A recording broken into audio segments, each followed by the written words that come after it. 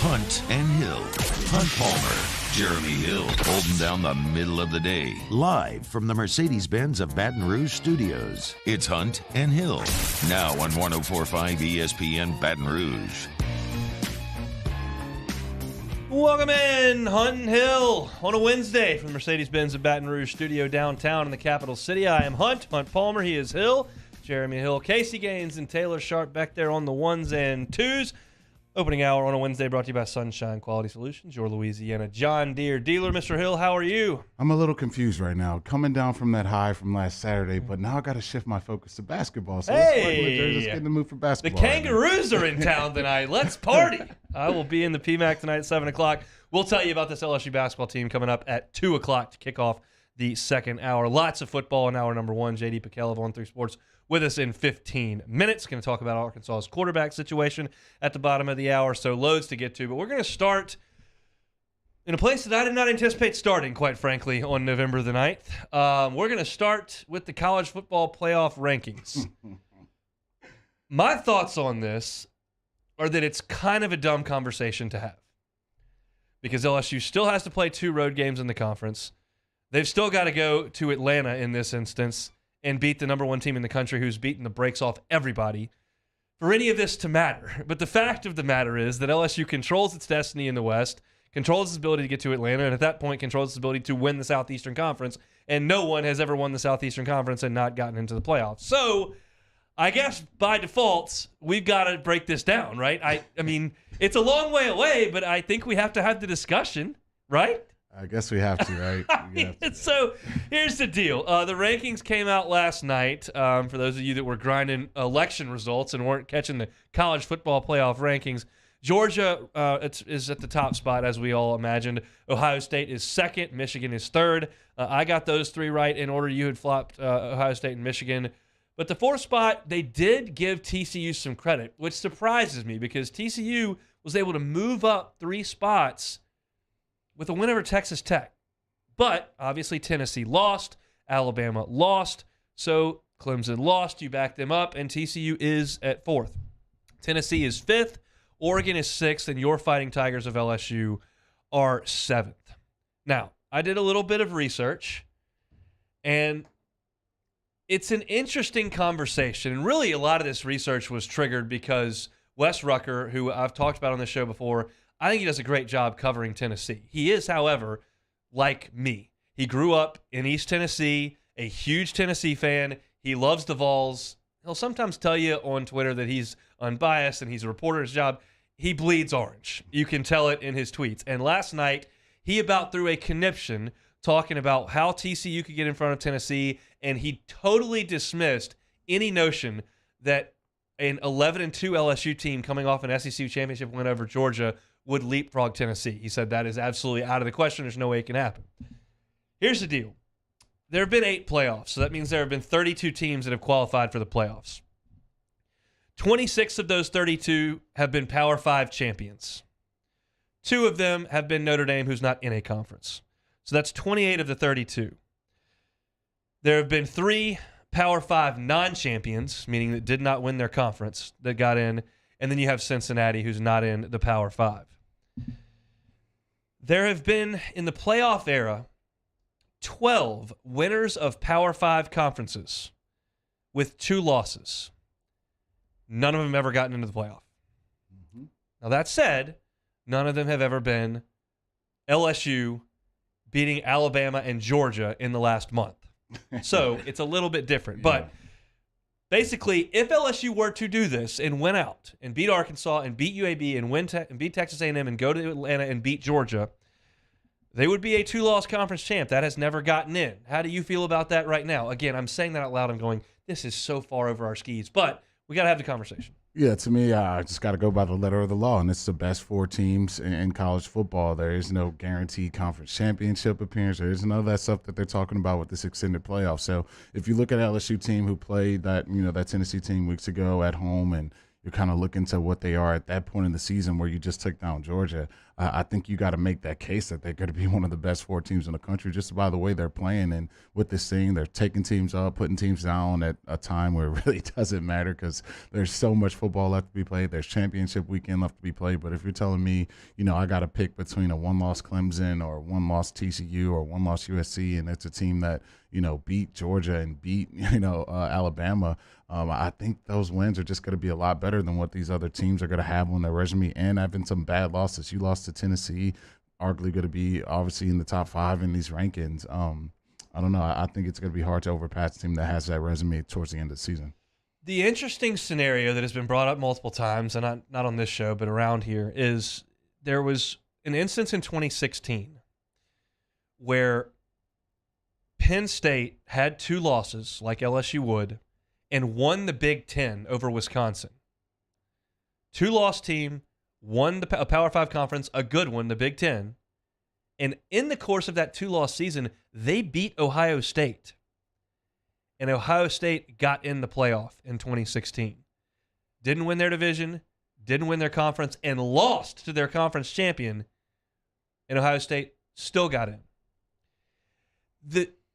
The discussion is a pretty easy one in terms of the points. Which side you lean to, I guess, depends on your perspective. But if LSU were to do that and be 11-2 with an SEC championship and wins over Alabama and Ole Miss and Georgia, and Tennessee would be sitting there saying, hey, we've got 1 less loss than you, and we went to your house and beat you down.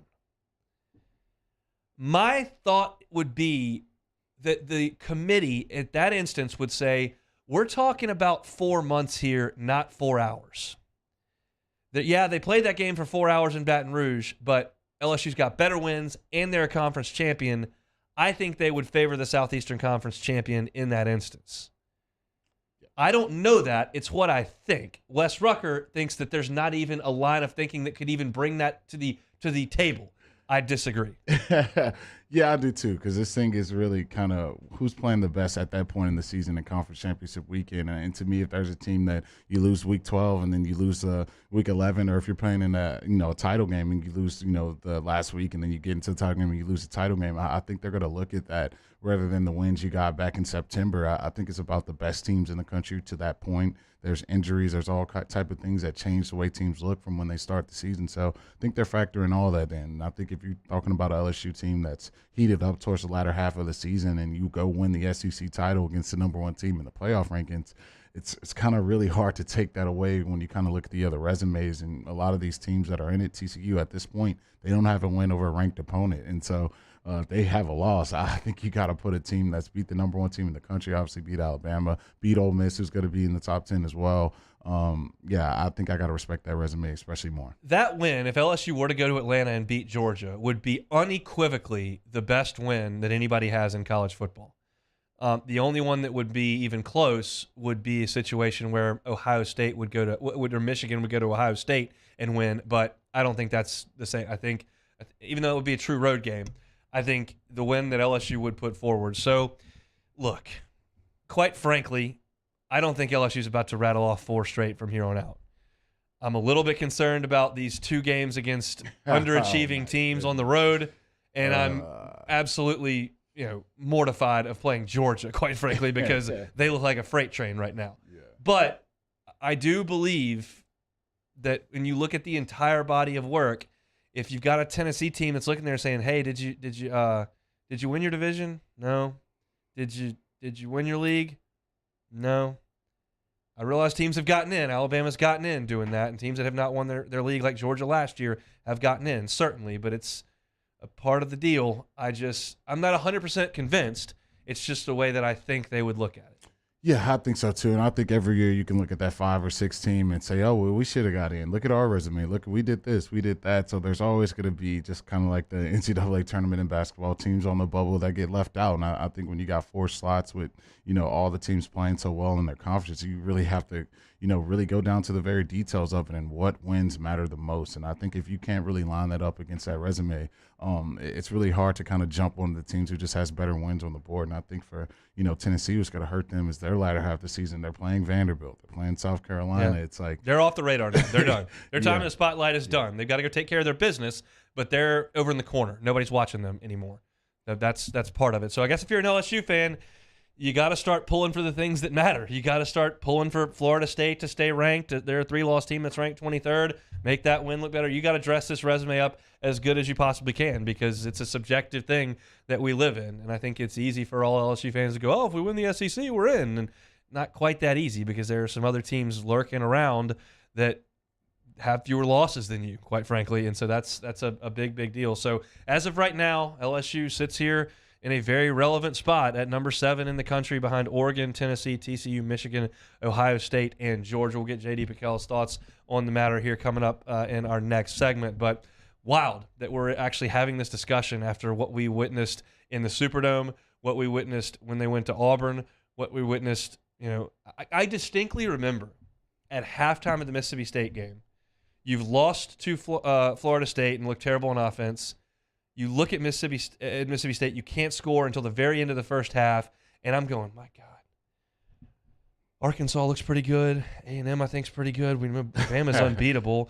I'm going, we're going to lose it. We're going to go 0-8. We're going to go 0-8 in the league. I got to that point at halftime of the Mississippi State game. That was a really stupid thing of me to think. I'm well aware of that. But I got to that point. Now all of a sudden it's the middle of November, and I'm talking about how to get into the playoff. What a world. Yeah, no, it's been a crazy season, especially kind of just watching that team against Florida State. A lot of that first half, a lot of that third quarter, and then kind of how they played in the fourth quarter. So you've seen glimpses of it, but I think for them to be playing at the level they're at now this is absolutely incredible. I haven't seen a team kind of make this leap inside of the same season. Yeah. Really can't point to many occasions where that's happened. The rally possum. Yeah, that did it definitely. In the baseball side of things. Yeah, you got some rally possums going on with this team. Good coaching and a good quarterback, and that'll help a lot of things. First hour here on Wednesdays brought to you by Sunshine Quality Solutions, your Louisiana and South Mississippi John Deere dealer. Check out the website, sunequip.com.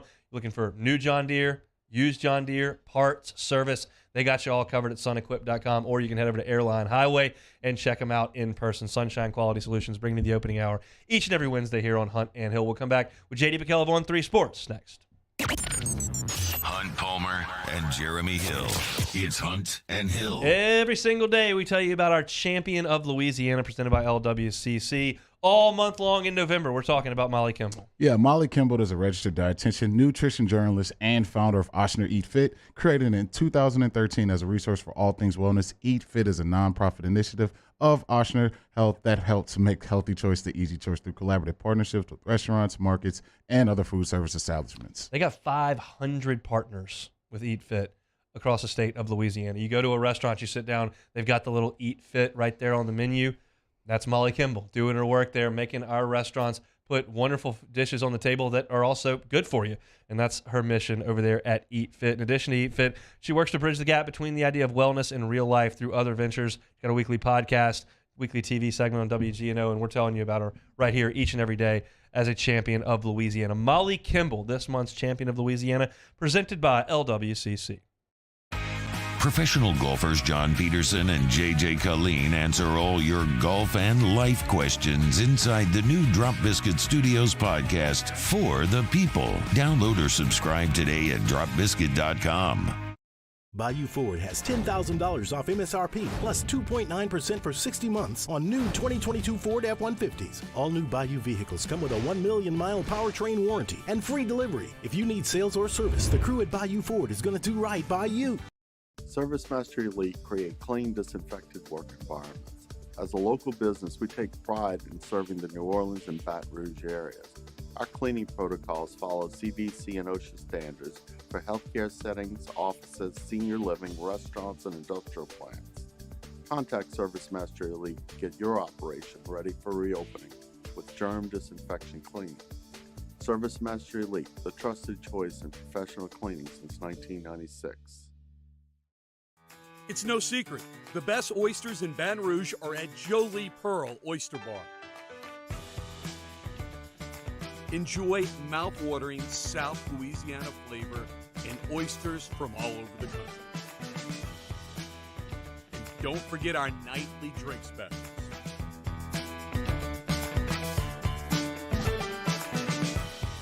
Jolie Pearl Oyster Bar, located in downtown Baton Rouge.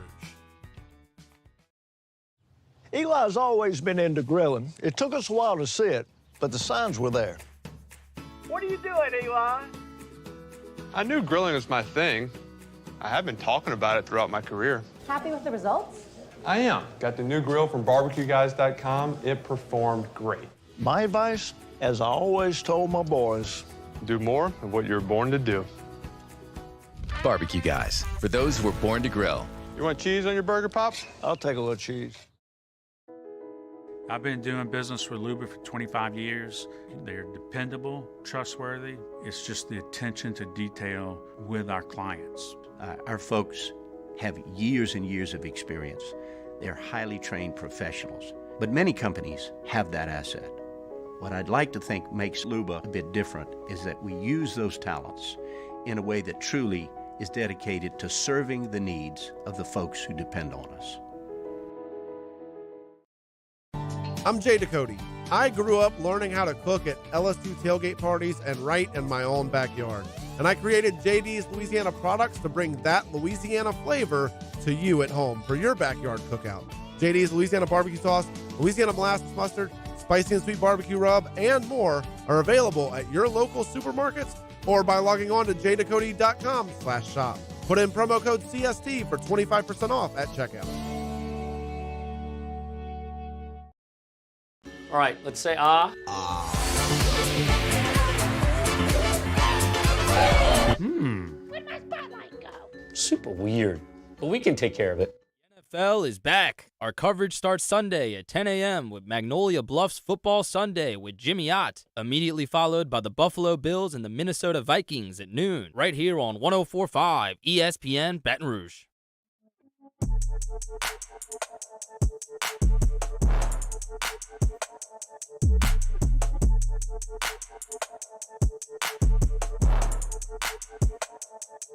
This is Hunt and Hill on 104.5 ESPN Baton Rouge.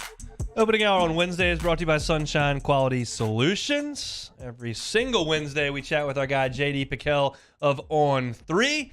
JD, our guys got it done this weekend. How about it, huh? How about it? Were you watching from the pews? How was it? I did not miss a snap. I was in the second row. The roped-off family section still had the phone out. But sorry, you got to watch the game, guys. It's just business. It's just business, nothing personal. It just was. Your impressions of the Tigers as they take down the Tide?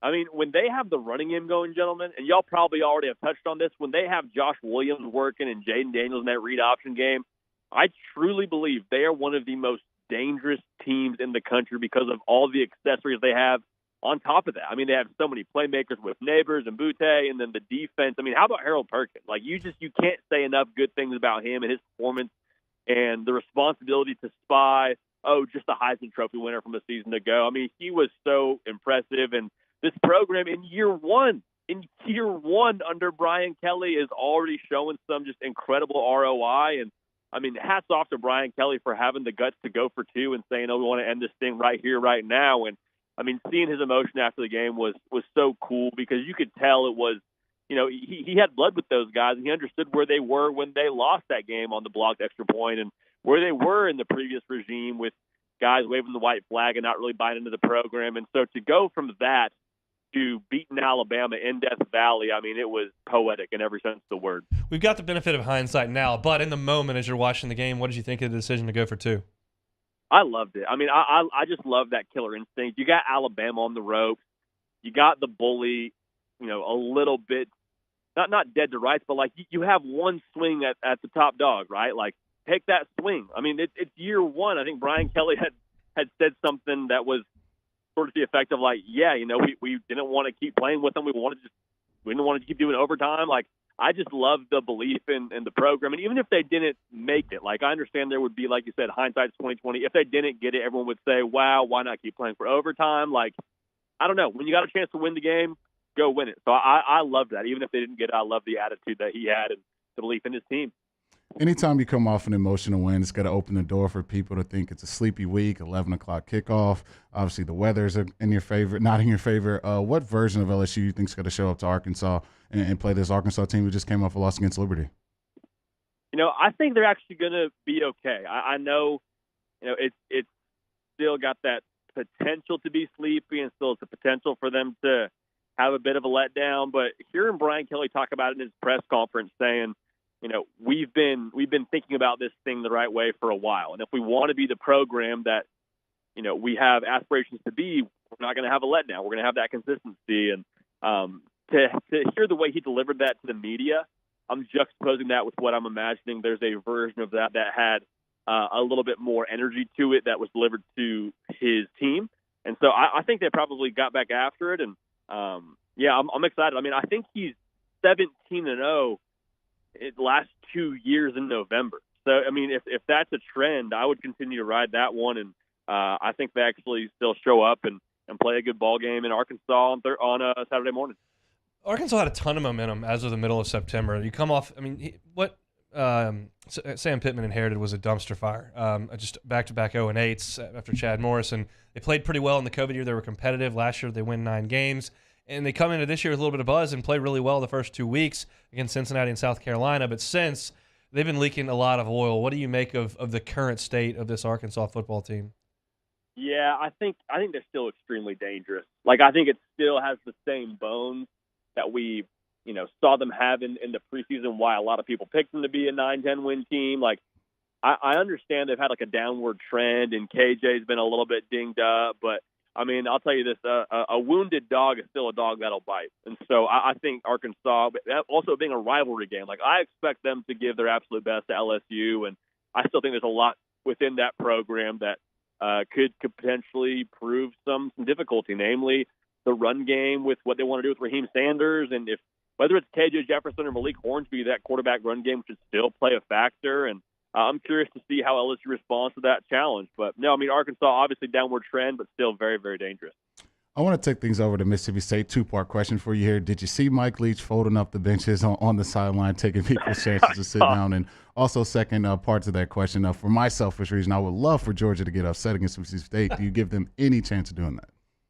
Hey, it's college football. There is always a chance. And if you want to kind of keep that logic with, hey, LSU just had a big win. Well, Georgia had a pretty big win as well, and now they got to go on the road and play, a different style of football that Mississippi State's going to bring at them with the air raid. But, I mean, to go back to your original part of that question with Mike Leach, like, he is so good for college football. Like, if I would pay money that I don't have to just follow him around for the better part of a week and just see what his day-to-day is like. I'm sure it's fascinating. But, no, to go back to the upset that, could potentially be in play in Davis Wade Stadium, I probably wouldn't bet with it, but we'll see. I think kind of the same thing that we talk about with LSU this week, is Georgia going to be able to get up for the task when that logo on the other side of the line of scrimmage isn't quite as exciting? So, we'll see, but I would say this when it comes to Georgia, their culture is just so solid. I mean, Kirby's instilled that for a long time, and I'm not anticipating any upset, but strange things have happened. What did you make of Tennessee, Georgia?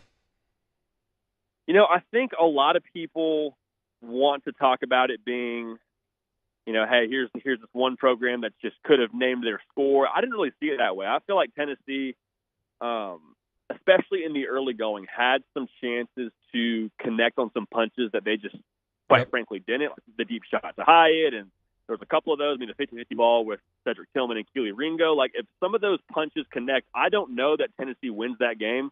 I don't think anybody goes into Athens on that particular Saturday and beats Georgia. But if they run it back and we get that game at a neutral site and we get Georgia-Tennessee round 2, like, I would be very, very curious to see how that plays out. And to go back to that point about the earlier plays, if they do connect on some of those, I think the game is much closer. So Georgia just proved they're a further developed product. Obviously Kirby Smart's been there for years. They've recruited extremely well. Stacked 5 stars on 5 stars, had a great plan. But I don't think it's a 2-touchdown difference between both programs. I think it actually would be a close affair if they were to run it back. I'm well aware that Alabama is literally 2 plays away from being undefeated and #1 in the country, but they're not. And the fact is that they've gone on the road for 2 years and just have not dominated teams the way they did for over a decade. What say you about that?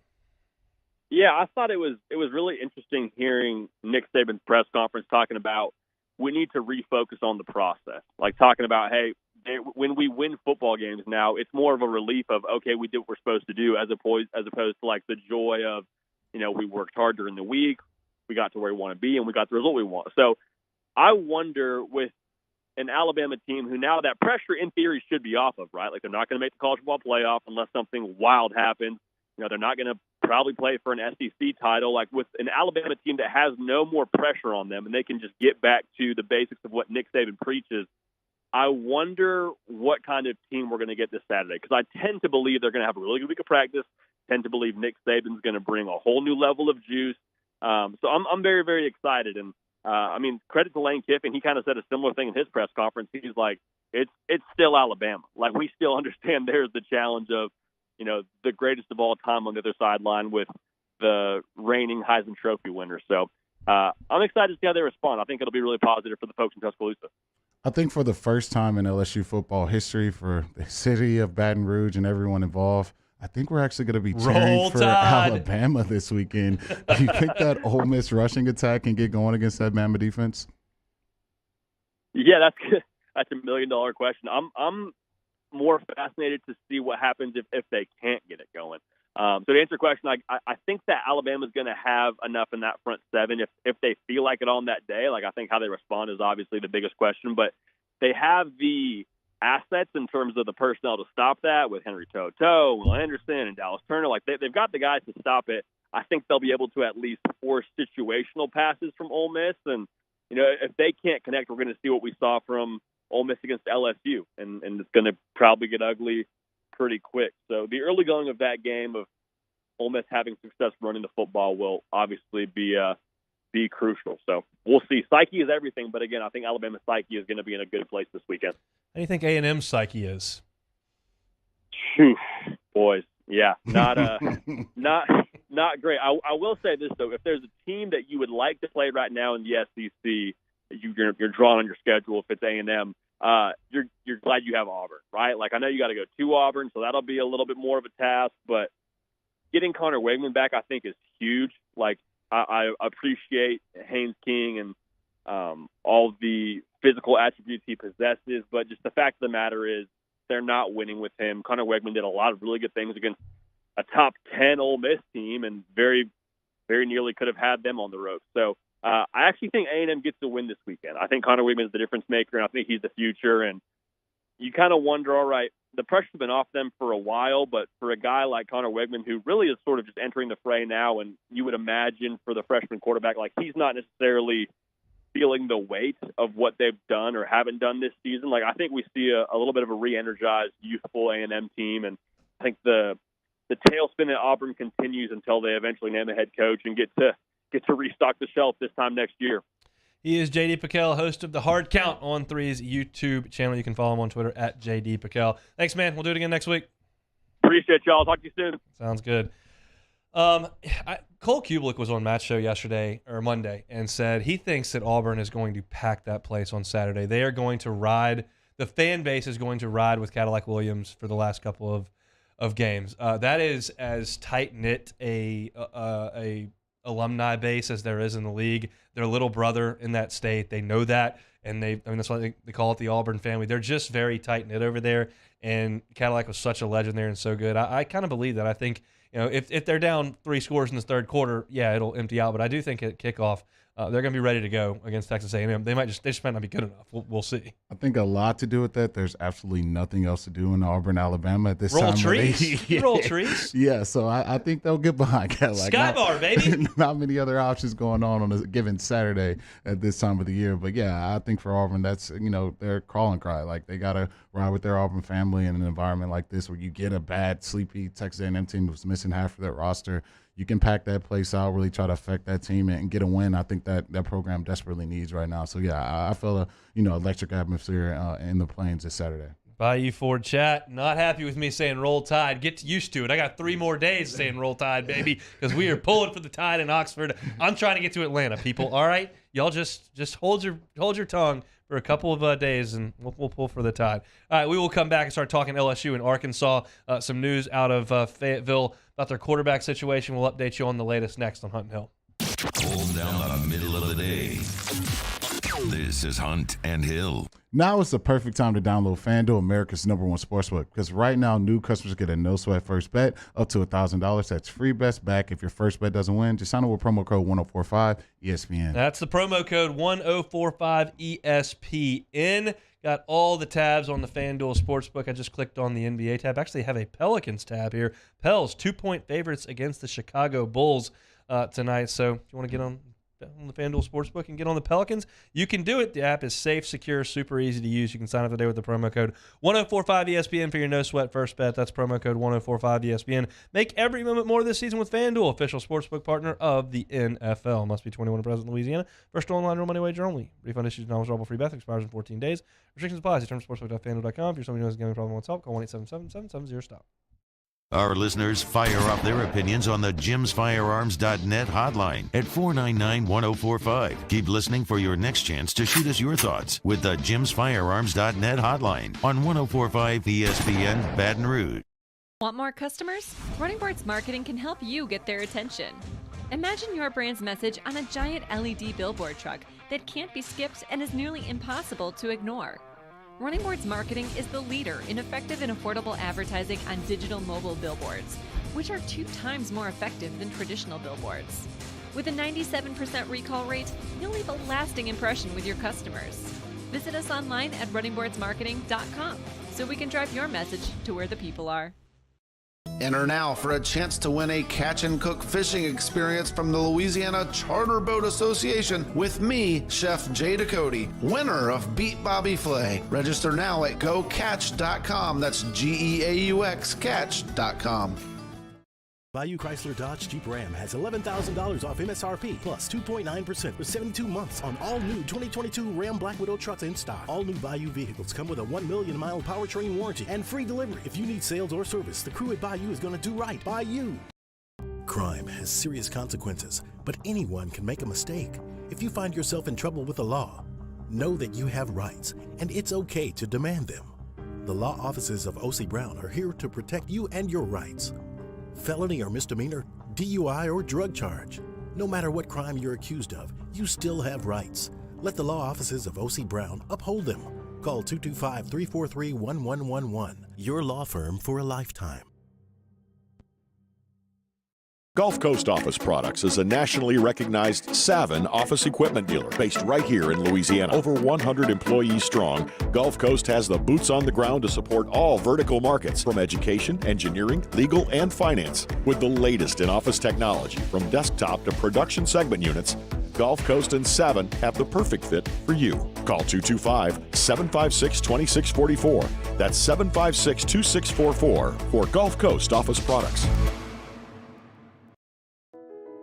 I've been doing business with Luba for 25 years. They're dependable, trustworthy. It's just the attention to detail with our clients. Our folks have years and years of experience. They're highly trained professionals, but many companies have that asset. What I'd like to think makes Luba a bit different is that we use those talents in a way that truly is dedicated to serving the needs of the folks who depend on us. Oh, hey, what's up? It's Big D and Bubba, 100.7 The Tiger Morning Show. We'd love for you to join us every weekday, 4 a.m. till 9 a.m. Yeah, everything you want in a show. Country music. We got laughs. We got celebrity in-studio guests. We just need you. Join us every weekday morning, 4 a.m. to 9 a.m., right where it all started. That's right. Louisiana's country station, 100.7. Matt Moscona inviting you to join us for Wednesday's Hump Day AFR. Russ Mitchell returns. I guess 10 is the new 4. It's AFR. Join us from 3 to 6, 104.5 ESPN Baton Rouge.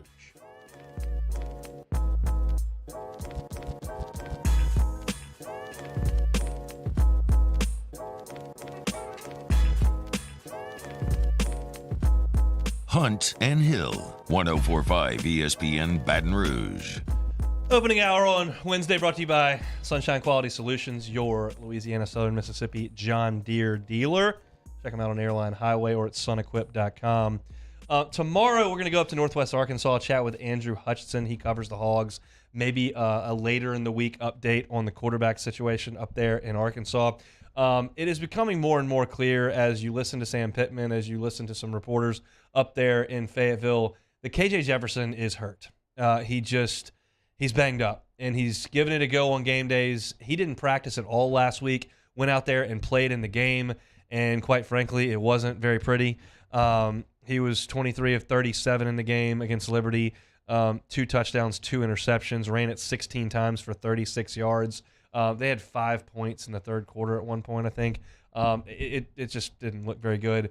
He's a good player. He had great numbers last year. He's big and strong, and he's good at short yardage situations. Doesn't generally turn the ball over. Only had 1 interception on the season going into last week. But he's just, at this point in the season, there are just guys on the roster that are held together with duct tape right now, and it feels like he's one of them. Yeah, that's the last thing you want to be dealing with, especially when you get to this part of the SEC schedule.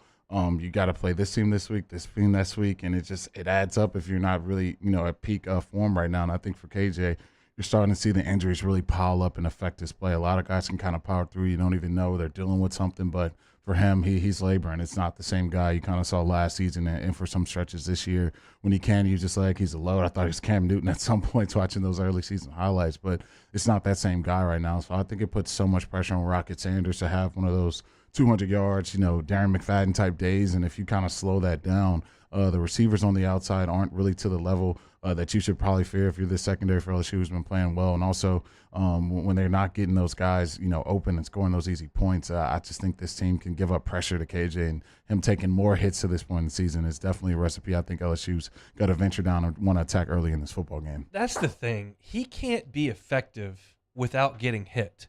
That's part of his game, is being a physical running presence with the read option game. You go back to the opener against Cincinnati, he runs it 18 times for 62 yards. You go back to the South Carolina game, 19 carries for 67 yards. You go to the game in Dallas against Texas A&M, 18 carries for 105 yards. He ran for a touchdown in all their first 4 games, and he did have 2 rushing touchdowns against Auburn, and it's not like he's not capable at all, but if he's hurt, you don't really want to run him. And if you don't run him, you're taking away one of his best abilities. So it's a tough spot for Kendall Brown, Sam Pittman in that offense. And their backup option is Malik Hornsby, who's a redshirt sophomore. He got the go against Mississippi State when KJ was out with the concussion. And quite frankly, it went horribly. He played at Mississippi State, 8 of 17 for 234, which is a lot for 8 completions. But he had 2 interceptions in the game. He did run for 114 yards. He's really fast. He's athletic. You turn on the highlights from that game, he can move. He's not a very good thrower at all, and he's a poor decision maker at that. So they're a significant step down if you put Malik Hornsby in the game. Yeah, and I think for this secondary, it's a breath of fresh air when you just had to deal with 60 minutes of Bryce Young, and then now you're dealing with a banged-up quarterback who really can't move to the level that you've seen him to, and a quarterback who's not nearly the passer Bryce Young is right now. That's saying it. Yeah. So I think, looking at this, Matt House secondary and defense that he does, I think a lot of the stuff he did, all season long is going to give both of these guys trouble, especially if they can't live in third and short, kind of how you saw Tennessee do against this LSU defense. If they are forced to be in third and long situations, I just think these cornerbacks match up extremely well with their wideouts, and we kind of know what Harold Perkins is, getting after the passer. If you put the backup in, spy him, then now that avenue's taken away, and I think B.J. Ojolari's been kind of playing as advertised this season. So I think, looking at the front and kind of looking at the game plan, I think it's kind of been pushed down to everyone's throat all week, but I think you'll see it on full display. If LSU can slow down this rushing attack, their odds are going to go exponentially out the window, because I just don't think their passing attack is dangerous enough to really put pressure on the secondary.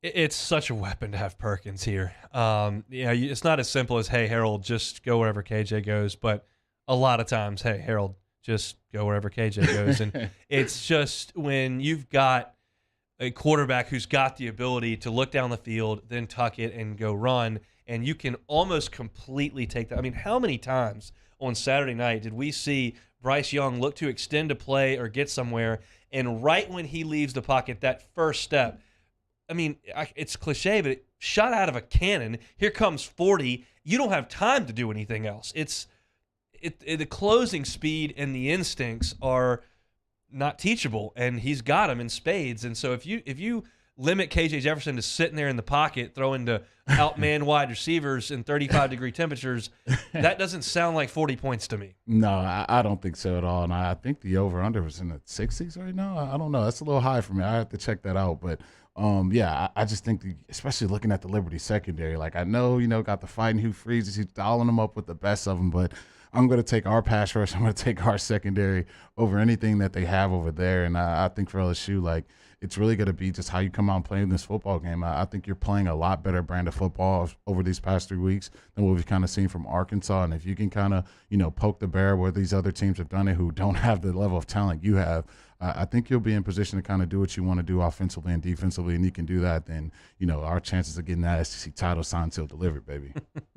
You look at the game against Liberty and you look at the box score, and Arkansas committed to the run. They ran it 42 times. They just weren't necessarily really effective. Rocket Sanders, 17 carries for only 60 yards, 3.5 yards per carry. Arkansas only ran it for 3.4 yards per carry against an outman Liberty defense. So if this is, to me, when it would be really fun to be, LSU, Matt House, Noah Kane, Jamar Kane, anybody on the LSU defense, be like, look, guys up front, this is pretty simple. Mm-hmm. If you do your job and kick their tail at the line of scrimmage, this game is over. Yeah. It is over. Because if they can't impose their will running the football on you with the quarterback and Rocket Sanders, they don't have another pitch. They got a 96-mile-an-hour fastball, and that's what's coming. And if you can hit it, that's it. Yeah, no, that's exactly. And I think you really just still the Ole Miss game plan. You kind of saw that Ole Miss offense early on, dialing up, going off the field. But when you kind of got to the meat and bones of that game, they had to get their run game going. You shut that down. And then now Perkins is getting after the quarterback. Now you can dial up some of the exotic blitzes that Matt House has in this defense. And I think for Arkansas, kind of just watching the way they played this season, it's not that same team, that 9-1 team from last year. And I think missing Traylon Burks is hurting this offense a ton, because now when you do stack the box and you get those guaranteed one-on-one matchups on the outside, they don't have the guy that can catch a ball and go for 6 and really put pressure on your secondary. And when you don't have that, you become one-dimensional, like you said, with the 96-mile-per-hour fastball. And I think that's playing right up LSU's alley. As far as LSU's DBs go, when you start bringing them into the equation and how they're playing, I don't know that they're playing A-plus football at this point. They are playing pretty confident football. You look at the swagger that Brooks and that Fouché are bringing. Mekhi Gardner has an edge to him. Mm-hmm. Jordan Bernard Converse is playing a lot better than he did early in the season, quite frankly. They've got – that's what we're so used to in Baton Rouge, is a DB room that's got an edge to it. And I don't know that they necessarily had that early in the season. It's coming along. Yeah, no, they're playing with a lot more confidence. I think getting Major back, getting the contributions from Fouché in there. So now you have depth. You got pieces you can move around. I think moving Jay Ward to that slot, he, seemed early in the season when he was playing safety, it just seemed like someone was catching the ball right in front of him all the time. And now I just think he's a lot more comfortable in his new position. And I think the secondary has to get credit. It's just what they've been doing all season long. When you have the immortal Kobe Richardson starting on the outside, not seeing much more of him, because I think the level of play that Gardner has got to, you have to respect it, especially coming from the Sun Belt Conference. I think he's done a lot better job of expectations playing in the SEC week in and week out. And I think going into this game, it's another, matchup where I favor the Tigers. If I had to pick, their receivers or our cornerbacks, I just think our cornerbacks are playing to a higher level right now. And I think that's another thing in favor for LSU. We can certainly hope so. A lot more to get to over the course of the next few days as we get you ready for LSU and Arkansas. We'll hear from Brian Kelly in the next segment. Our SEC Power Rankings coming up at 2:30. And at the top of the hour, 2 o'clock, we will get you ready for LSU basketball this year. Tigers in the PMAC tonight, 7 o'clock against the Kangaroos of Missouri, Kansas City. I want to remind you, professional golfers John Peterson and J.J. Colleen answer all your golf and live questions inside the new Drop Biscuit Studios podcast for the people. You can download or subscribe today at dropbiscuit.com. We'll come back and hear from Brian Kelly next on Hunt and Hill. 104.5 ESPN Baton Rouge with Hunt and Hill. Bayou Ford, you can check out that inventory at BayouFord.com. You're looking for the Mustang, looking for the Bronco, F-150, Explorer, Expedition. You can check them out at BayouFord.com. Yeah, head over to BayouFord.com. They've got a new special tab that updates daily. It's complete with a photo of the vehicle, the saving secret score, as well as a video profiling all of its features. Don't see anything you love, that's okay. Keep coming back because those will update on the site as Bayou Ford rolls them out. It's all right there at BayouFord.com. Yeah, you can keep revisiting the site to see if what you want shows up, or you can call our guys down there at Bayou Ford, Ben Gagne, Leah Gagne, and the crew and say, hey, this is what I want, and they will get it for you, and they'll have that car turned around to you in 2 to 3 months. Bayou Ford, the inventory is right there at BayouFord.com. Bayou Ford, they're going to do right by you. In times of need, get a full list of phone numbers, websites, and other important emergency information on the Demco Stormwatch page at 1045ESPN.com.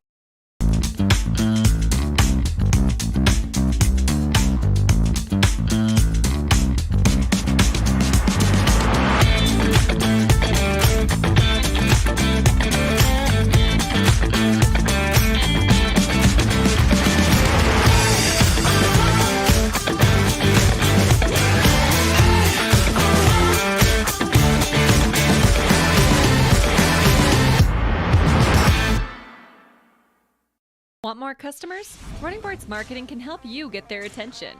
Imagine your brand's message on a giant LED billboard truck that can't be skipped and is nearly impossible to ignore. Running Boards Marketing is the leader in effective and affordable advertising on digital mobile billboards, which are 2 times more effective than traditional billboards. With a 97% recall rate, you'll leave a lasting impression with your customers. Visit us online at runningboardsmarketing.com so we can drive your message to where the people are. ServiceMaster Elite create clean, disinfected work environments. As a local business, we take pride in serving the New Orleans and Baton Rouge areas. Our cleaning protocols follow CDC and OSHA standards for healthcare settings, offices, senior living, restaurants, and industrial plants. Contact ServiceMaster Elite to get your operation ready for reopening with germ disinfection cleaning. ServiceMaster Elite, the trusted choice in professional cleaning since 1996. It's no secret. The best oysters in Baton Rouge are at Jolie Pearl Oyster Bar. Enjoy mouth-watering South Louisiana flavor and oysters from all over the country. And don't forget our nightly drink specials.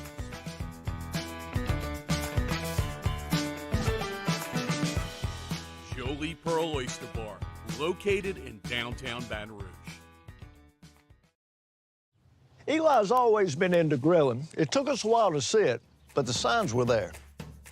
What are you doing, Eli? I knew grilling was my thing.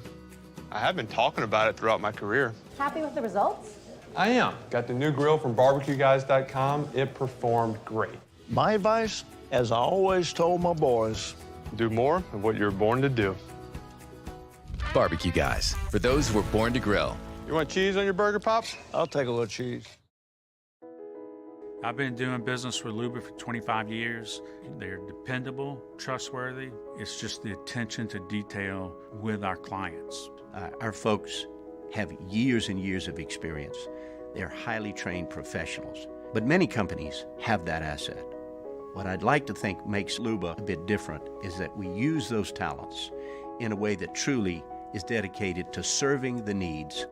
Join me, Jimmy Ott, for Game Time, live from Snow's Seafood and Steak, Airline Highway at Highway 74 in Gonzales. 6 to 8 p.m. Wednesday, got a bunch of guests giving out picks. Game Time on 104.5 ESPN Baton Rouge.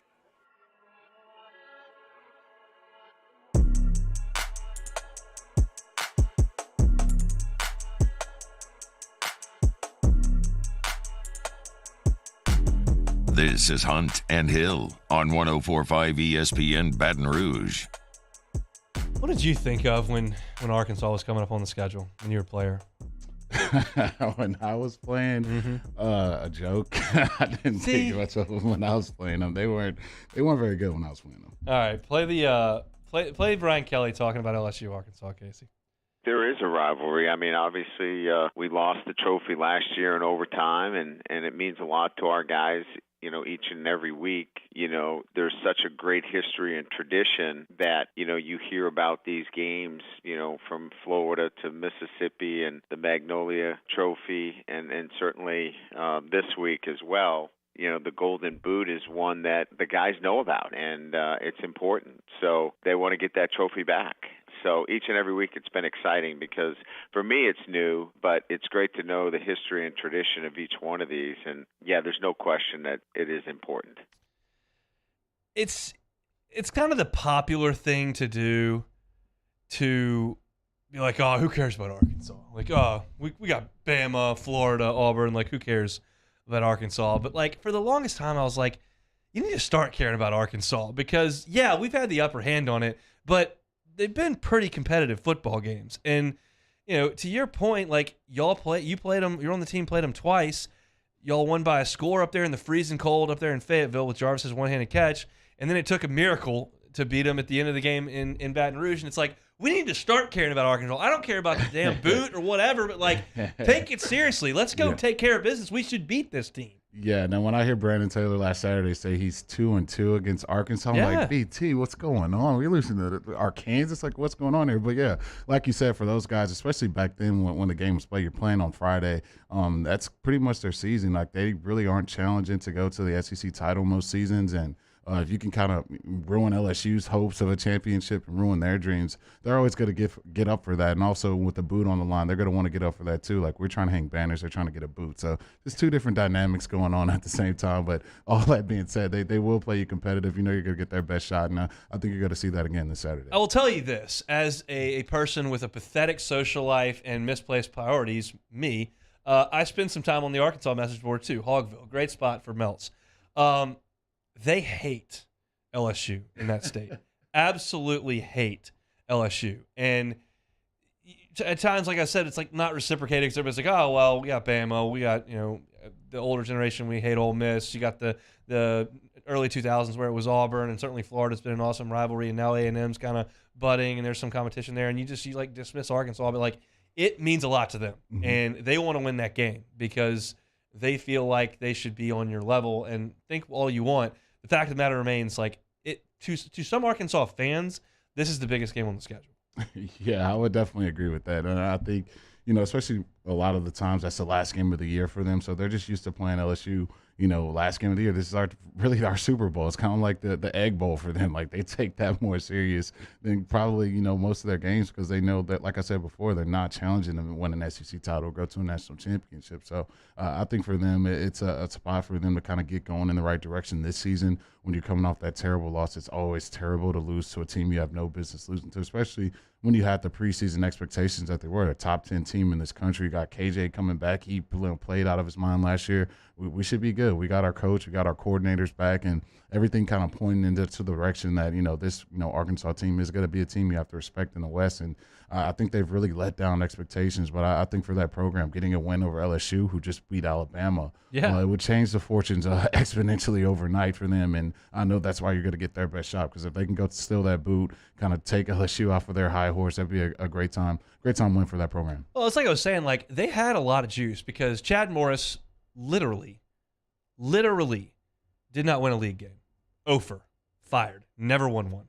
So Sam Pittman walks in. They hadn't won a league game in 2.5 years.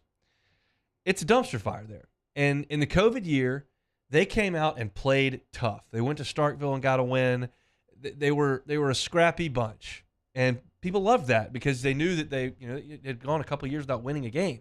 So you come in, you're scrappy. And then last year, they were a solid football team. They finally got over the hump with Texas A&M, and they won 9 games, and they got their quarterback back. And you were one of only, I think, 5 teams in the FBS that had a third year in a row upcoming with the same coordinators. You've got Kendall Briles, and you've got Barry Odom, and there's a lot of momentum behind Arkansas. They had gotten some transfers from big-time schools. You got Dwight McLaughlin to come from LSU. Drew Sanders comes from Alabama. You got Hazelwood from Oklahoma. Like, you had some guys coming in that had a little bit of panache to them, and it started out really good. They beat Cincinnati, and they really dominated South Carolina in the first half of that game and won. And then all of a sudden, they let A&M off the hook, which they should not have. They should have won that football game. And they haven't really recovered. They've had some injuries, their quarterback being one of them, and that juice, that momentum, that energy is really waning. And if they could beat LSU, that would zap a lot of it right back in. And certainly if LSU can go up there and take care of business, it would continue this kind of slide that they're on. And certainly if they were losing into the season game to Missouri, that would be pretty brutal. Missouri is playing a lot better than them right now. We'll get to our power rankings coming up at 2:30, but like they're playing a little bit better. The other thing that scares me about this game is it gives me flashbacks to the 2014 game up in Fayetteville. Bielema had not won a league game. There was really not a lot going on there, but it was freezing cold, and LSU didn't get off the bus. Leonard rushed for like 18 yards, and Arkansas won the game 17-0. It's not going to be near as cold as it was that night, and that was at night, but it just kind of maybe a little bit of a sleepy stadium, cold weather. We're not exactly fired up, ready to play. This team's better than that team that went up there in 2014, but we'll see. Yeah, it's a lot of different times. I think, when you were playing that LSU team, you knew toss style was coming right, toss style was coming left. You may mix a little zone in, but that's what's coming at you, 96 miles per hour fastball. Entire game, you slow that down. Those LSU offenses back then were just not really built to kind of, shift and morph into something else to try to win a game. And so I think going into this one, even if you're sleepy, even if you, aren't getting out to the greatest start, JD5's healthy. Those legs are still active. They're still viable. And he's a playmaker, especially to this point in the season. So I don't think a shutout's loading for the Razorbacks this time. Just don't feel shut out, but we'll see how they play. That's why you go out there and play. The only smile on any Louisiana resident's face the night that Arkansas shut LSU out 17-0 was on my dad's, because he was at Augusta National. So he was in a pretty good spot there. Everybody else pretty cranky, myself very much included. So hopefully LSU a little bit better than that. If you missed anything in the first hour, presented by Sunshine Quality Solutions, your hometown John Deere dealer on Airline Highway. You can catch it on demand, 1045ESPN.com. You can look at Apple Podcasts, Spotify, YouTube. It is all right there. SEC Power Rankings coming up at the bottom of the second hour in 35 minutes. When we come back, I'm ready to roll. Kangaroos are coming to town. The Matt McMahon era begins tonight. We will get you set for this LSU Fighting Tiger basketball season. Coming up next on Huntin' Hill. There it is, the extra mile, on the border of expected and extraordinary, for those willing to go further, like vans customized for work or play, with safety and tech to keep you connected, supported by a 5-star sales, service, and finance team, and backed by the 1-star you know. So go the extra mile. It's never crowded, because so few have what it takes to go there. Mercedes-Benz Vans.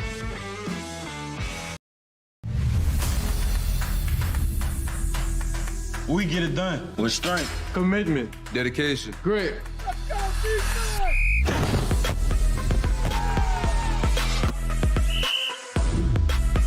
We get it done with passion for our fans and love for our community. We are the Tigers. Get it done. Let the values of the purple and gold be in your starting lineup this season. And as always, get it done. I'm JD Picquel. I grew up learning how to cook at LSU tailgate parties and right in my own backyard. And I created JD's Louisiana products to bring that Louisiana flavor to you at home for your backyard cookout. JD's Louisiana barbecue sauce, Louisiana molasses mustard, spicy and sweet barbecue rub, and more are available at your local supermarkets or by logging on to jdcody.com/shop. Put in promo code CST for 25% off at checkout. I've been doing business with Luba for 25 years.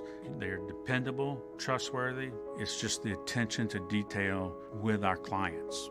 Our folks have years and years of experience.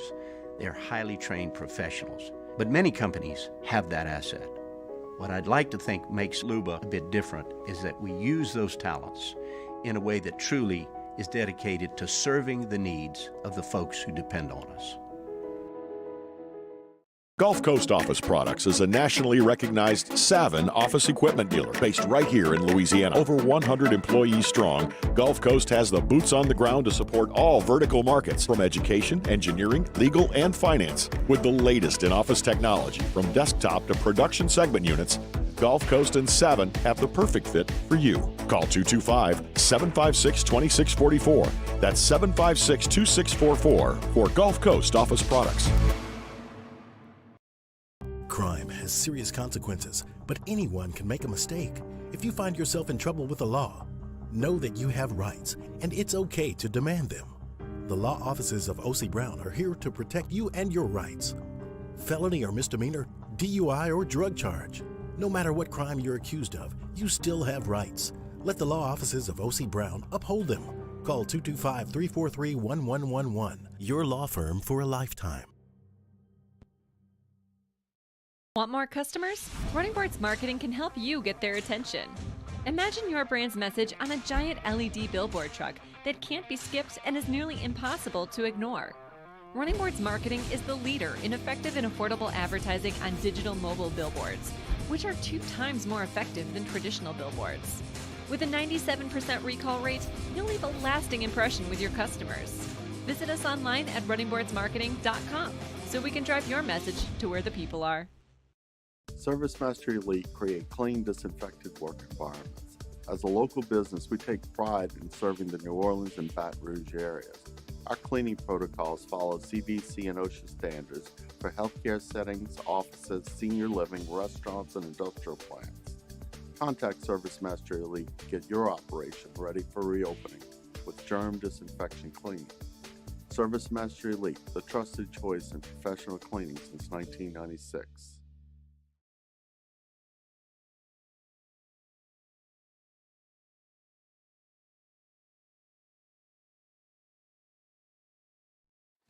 Is SportsCenter. I'm Doug Brown. Jacques Vaughn is now officially the head coach of the Brooklyn Nets. ESPN's Adrian Wojnarowski reports he'll get a 2-year deal. Vaughn's been the interim coach since Steve Nash was fired last week, and the Nets backed away from hiring suspended Celtics coach Ime Udoka. ESPN's Nick Friedel. I do think they'll give Jacques a chance to be the guy and try to put together a winning year. But Ime was really well liked during his time as an assistant in Brooklyn. Nick Friedel on Barton Hahn. Dusty Baker will be back next season as manager of the World Series champion Astros. He signs a new 1-year deal. Baker won a world title as a player with the Dodgers 41 years ago and now has his first as a manager. Bills quarterback Josh Allen did not practice today with his right elbow injury. Allen's status still uncertain for Sunday's game against the Vikings. If he can't play, Case Keenum will get the start. Think O'Reilly Auto Parts for all of your car care needs. We're close, convenient, and known for our guaranteed everyday low prices and excellent customer service from professional parts people you can trust. Stop by your local O'Reilly Auto Parts today. O'Reilly Auto Parts. Better parts, better prices every day. 1, 2, 3! Hunt and Hill. Hunt Palmer, Jeremy Hill, holding down the middle of the day. Live from the Mercedes-Benz of Baton Rouge studio, it's Hunt and Hill. Now on 104.5 ESPN Baton Rouge. Hour number 2 on a Wednesday. Hunt and Hill, glad you are hanging out with us. It's a game day edition of Hunt and Hill. You got the Hoops jersey on. We'll respect to Kobe there. I got the game day gear on. Going to be in the PMAC tonight. You excited for Mac McMahon's squad? Oh, yeah, man. It's going to be a great opportunity to kind of see where this program is going, especially kind of everything you've had to deal with this offseason. But to finally get back to the core, get back in the PMAC, have a team that you kind of know who the guys are, know what the coach is, know what they stand for. I think it'll be a great time to get the season started off in the right way. I've said this many times. I actually told this to Coach McMahon a couple of weeks ago when I interviewed him on the pregame show. When they fired Will Wade, I looked up and I thought, okay, this whole signing class is going to fall apart. And it did. And I said, all these guys are going to enter the transfer portal. And they did. And I said, I don't know how they're going to hire a basketball coach to come deal with this, but he's not going to be able to get any players. And he did. But I thought there was a real chance that LSU could go 0-18 in the SEC this year. And I told Matt, man, I was like, I don't have that concern anymore. He goes, oh, we got some games to play. Have you seen that start? I said, yeah, I've seen it, but I don't think you're going to go 0-18. I think they've got a team that's going to be functional. It's going to be enjoyable to watch. They're going to be competitive. I would not pick them to go to the NCAA tournament. I would not pick them as a contender in the Southeastern Conference. I hope they prove me wrong. Certainly the football team is right this very second. But I do think they're going to be competitive. He's put together a roster for this basketball season that can win SEC games. And that's exciting. And so they'll start their season tonight against the Kansas City Kangaroos. When I saw kangaroos as their mascot, I just thought of one specific movie scene, and if they have any sense of humor in the PMAC tonight, when the Missouri-Kansas City team is being introduced, they will play this. Kangaroo shop, kangaroo shop, kangaroo shop, kangaroo shop! All right! From Big Daddy. Kangaroo talk. Oh, man. The Kangaroos are coming to town, and they're bad. Kansas City opened their season against Lincoln, which is a Division II school, on Monday night. And Kansas City managed to score 21 points in the second half, blow a 9-point lead, and lose 59-56 to a D2 school. So, doesn't appear that this Kansas City team is very good. So, let me get you ready for LSU this season. Jeremy, I want your thoughts. The ball is going to be in the hands of three guys, I believe, the majority of this season. They've got some depth, and they've got some other guys that can help them offensively. But I think three guys from the start will have the ball in their hands far more than anybody else. It's going to start with Juice Hill, who was Matt McMahon's point guard last year. I think it says a lot, in my opinion, that they brought him to the press conference yesterday. Matt McMahon kind of gave his intro press conference previewing the game. He brought one player with him. It was Juice Hill. That's his senior point guard. This is a guy that shot 36% from three last year, but he is a facilitator more than a scorer. He had 173 assists, just 65 turnovers. That's 2.7 to 1 as a ratio. That's 5 assists per game, and a pretty good free throw shooter at 74%. So he understands Matt McMahon's system. He's been in it. He has played at a high level. He's played at the NCAA tournament. He's a big assist guy. To have him running the show is a big deal. No, it definitely is. And I think anytime you got an experienced point guard who you feel like is not going to turn the ball over and you trust him, he's been in big-time situations. We've seen this team challenge to make the NCAA tournament, and for a school that's not a Power 5 team, I think that's always impressive. And I think for Coach McMahon, you're going to need that early on to kind of set your tone and kind of what you want to do with your offense. It always starts with the guy who's going to have the ball in his hands the most. And if you can have that guy kind of facilitating things and doing things you need to do because you got a couple guys you could dump it down to in the post, I think that's going to be kind of what Coach McMahon's going to lead on, especially early on this season. Second guy that's going to have the basketball a lot in the backcourt is Adam Miller. Now, just like the backup quarterback is the most popular guy on campus because he never makes a mistake on the sidelines, I think Adam Miller got that treatment last year as the guy who was out. When LSU was really struggling offensively, when Xavier Pinson went down and it was kind of Gaines and Murray and you're trying to figure out how to score some points and relying on East. Like, it was ugly on offense. And the thing is, okay, well, Miller would fix all this. He's the scorer. Well, Adam Miller played for Team USA. He was Mr. Basketball in the state of Illinois. He is a good player. He is not going to look like Cam Thomas out there. He's a pretty good shooter, left-handed, shoots kind of a set shot, and he can put the ball on the floor and score.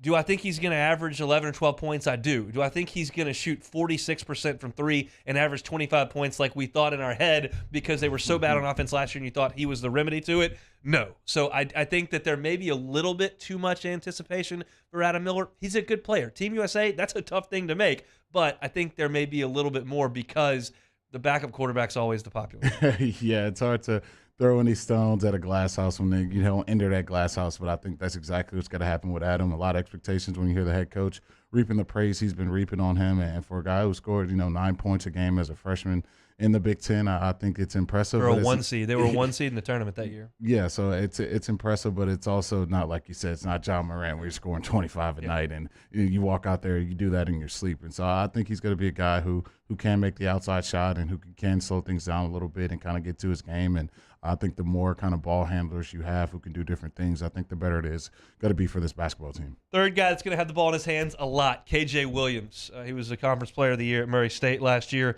He is a grad senior. 18 points per game last year, 8.5 rebounds per game last year. He shot 54% from the field and stepped back and shot a lot of threes. He shot 33%, so it wasn't like he's a dead-eye shooter, but he is going to force some bigs to come out and contest the three-pointer and play a little bit on the perimeter. That used to be kind of an anomaly. Now everybody's kind of got to do that. But he's a pretty good free throw shooter, 70%, but he's a scorer. And when you turn on the highlights of KJ Williams, I realize that he's not playing in Rupp Arena. I realize he's not playing in Bud Walton. And I realize he's not playing against guys who are going to play in the NBA very likely. But you can tell he's an SEC-level player. Not necessarily an above-the-rim guy, but he is 6'10", got a wide body. He can step out and shoot the 12-footer. He can bang around on the post. He's going to be a force for this team, and I expect him to lead this team in scoring. Yeah, he's definitely comfortable in the paint, and a guy who kind of has that body already. He looks like he's been in a college strength and conditioning program, and he has a couple bricks in his pocket. And I think going into this SEC slate with all the bigs he's got to see this season, that's a presence that you're definitely going to have, and he's going to definitely have to be on the boards and do kind of everything you expect from a guy like that who's probably going to be, like you said, this team's leading scorer. So I think in a game like tonight, you can definitely get those good one, and like my boy Fave says, get those stats up to start the season. It's going to be a great Sack game. Yeah, this is going to be one of those nights where you can kind of fill that box score up and start feeling great about what you can do this season. I will say, because this is such a new team and you've got a new coach, and Will Wade was very forthcoming in press conferences. Matt McMahon is not necessarily. He kind of gives you the more PC answer. I don't have a great feel on what the starting five is going to be tonight. There are probably 7, 8, 9 guys that if you threw me in there, I wouldn't be absolutely floored if they were in the starting lineup. I expect to see Juice Hill, Adam Miller, and KJ Williams in the starting lineup tonight. The rest of the guys, I think you can fluctuate them in and out. We know Imwani Wilkinson he shot 5 threes as a freshman total for the year. He was 2 of 5. Last year, he became a 40% three-point shooter and really a huge piece of LSU's offense with that corner 3. However, his game's got to evolve a little bit. Imwani shot 20 free throws last year. He was a starter. That means you're not putting any stress on the defense with the ball in your hands. That means you're just simply a spot-up shooter. He's so athletic. He's not been a great ball handler in his 2 years at LSU, but that's something that he's got to come along with. I love that he can sit in the corner and shoot threes. That's great. He's got to evolve his game a little bit. Yeah, I think if you want to see this team, kind of, go to where their projections are, kind of exceed those expectations, you're going to have, 5 threats on the court at all times. And if you're Imwani, you're going to have to, be able to put that ball on the ground and attack the paint, whether you're dishing it off or, you're attacking the rim. That's going to be an avenue that you're going to have to attack. Now, is he going to be, a guy that's going to be a point guard? I don't see that with his ball handling, but all you're going to be asked to do is, they're flying out at you in that corner 3. Put the ball on the ground, try to put some pressure on the rim. He's athletic enough to do it. I think he's going to have to, really create that presence for the team because he's got to have point guards who can get on the ball. He's just got to take it a step further and start attacking the rim a little more. I'm fascinated to watch Trey Hannibal play tonight. This is not a player that you see a ton, certainly not in the NBA, and really not as much in college basketball anymore. If you were watching like Tennessee play earlier this week, they just shot a massive amount of threes, and that's really the way the game goes. We know what Alabama's going to look like. We know that Bruce Pearl loves getting threes up. Kentucky even has some shooters on this team, which is a little bit scary when Calipari has shooters because he usually does not. Trey Hannibal is a throwback player. He played in all 34 games last year at 22 minutes per night. He was their 6th man. He'd only started 1 game, but he played in every game and played half of every game. He took 13 threes for the entire season and shot more free throws than anybody on their team. So that says he doesn't shoot threes. He shoots a 3 a week. But he gets to the free throw line because he's physical, he's big, he's an older player, and that's a guy who's going to be kind of a toughness player of this team. He's going to play a lot of defense, and when he gets a basketball, he's not afraid to go in there and challenge you at the rim. That gets big guys in foul trouble. Yeah. That creates scoring opportunities for a lot of people, himself included, and it's just not something you see a ton of. But Trey Hannibal is not going to shoot. He's a guard. He's going to be out there a lot. He's not going to shoot threes. He's going to the rim.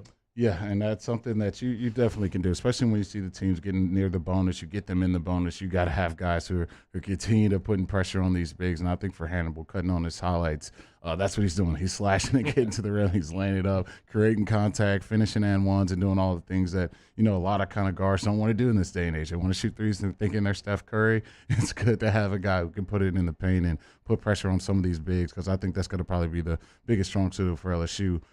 If you can match up and kind of get some of these bigs in foul trouble, which you did with Chibwe last year in the PMAC. We'll look at the rest of the roster here coming up. SEC Power Rankings at 2:30. You're listening to Hunt and Hill. Hunt Palmer and Jeremy Hill. It's Hunt and Hill. Now is the perfect time to download FanDuel, America's #1 sportsbook, because right now new customers get a no-sweat first bet up to $1,000. That's free bets back if your first bet doesn't win. Just sign up with promo code 1045 ESPN. FanDuel's got all your favorite bets: money line, point spreads, player props. You can combine those bets, like Jeremy said, for a chance at a bigger payout with that same game parlay. And the best part, when you win, you get that cash fast. It's all on an app that's safe, easy to use, safe, and secure. Sign up today with the promo code 1045ESPN for that no-sweat first bet. That is promo code 1045ESPN. Make every moment more this season with FanDuel, official sportsbook partner of the NFL. Must be 21 and present in Louisiana. First online real money wager only. Refund issues and knowledgeable free bet that expires in 14 days. Restrictions apply. See terms at sportsbook.fanduel.com. If you're someone who has a gambling problem and wants help, call 1-877-770-STOP. Professional golfers John Peterson and JJ Colleen answer all your golf and life questions inside the new Drop Biscuit Studios podcast for the people. Download or subscribe today at dropbiscuit.com. Enter now for a chance to win a catch and cook fishing experience from the Louisiana Charter Boat Association with me, Chef JD, winner of Beat Bobby Flay. Register now at gocatch.com. That's GEAUX catch.com. Follow us on Twitter at 1045ESPN to cast your vote in the Citizens Bank and Trust Poll of the Day. Vote daily inside Off the Bench, anytime. Hunt and Hill. And after further review, Citizens Bank and Trust brings you the Poll of the Day via Twitter at 1045ESPN. Oh, hey, what's up? It's Big D and Bubba, 100.7 The Tiger Morning Show. We'd love for you to join us every weekday, 4 a.m. till 9 a.m. Yeah, everything you want in a show. Country music. We got laughs. We got celebrity in-studio guests. We just need you. Join us every weekday morning, 4 a.m. to 9 a.m., right where it all started. That's right. Louisiana's country station, 100.7 The Tiger. It's no secret. The best oysters in Baton Rouge are at Jolie Pearl Oyster Bar. Enjoy mouth-watering South Louisiana flavor and oysters from all over the country. And don't forget our nightly drink specials.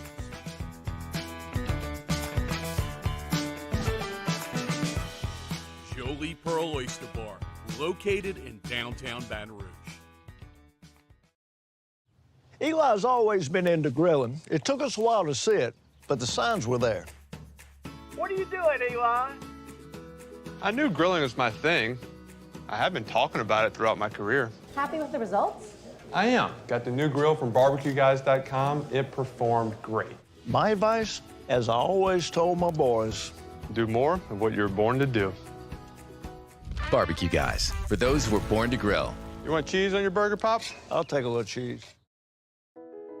I've been doing business with Luba for 25 years.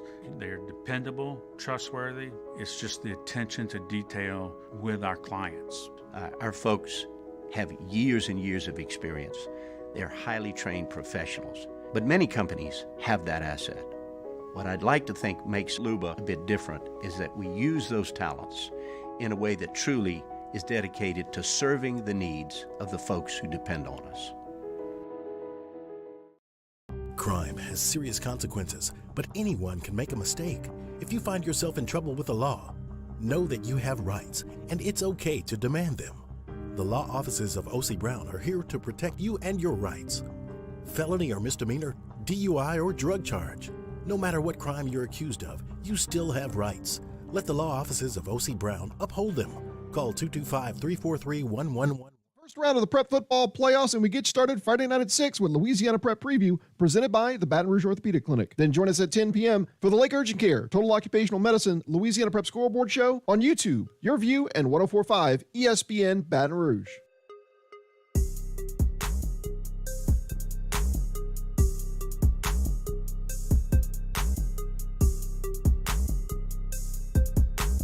Hunt and Hill, 104.5 ESPN Baton Rouge.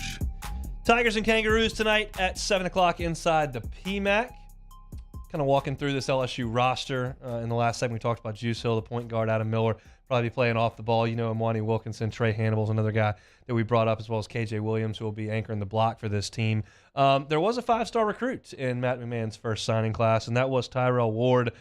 He is something special. He is 6'6", 190 pounds as a freshman, and he is a jumping jack. The kid has incredible athleticism, long arms. He's aggressive.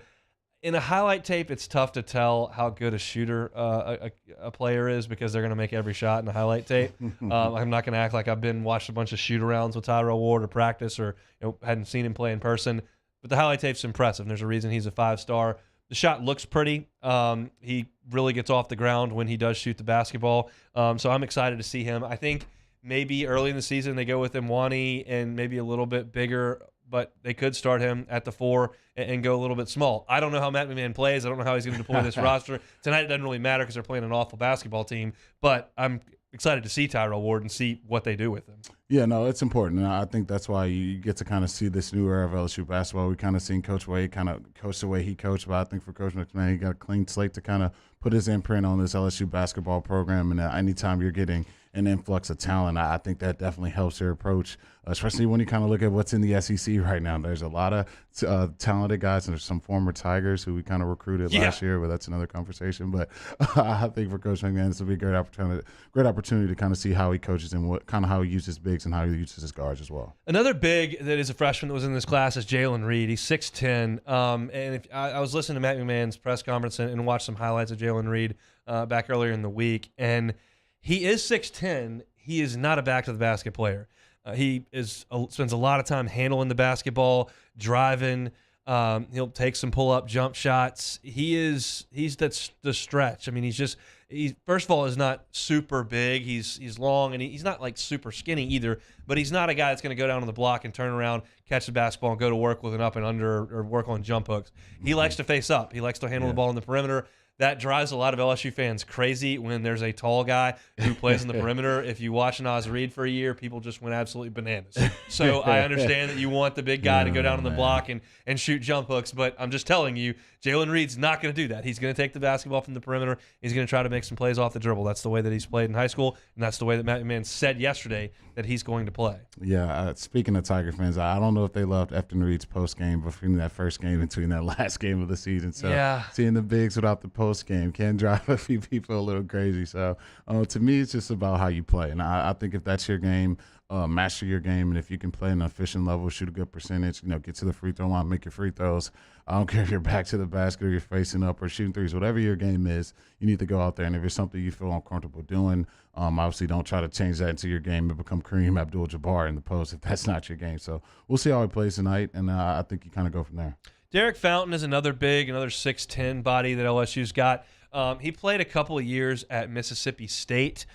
His freshman season, he played in 19 games, started 10 of the last 12 games for Mississippi State. Last year, didn't play a ton.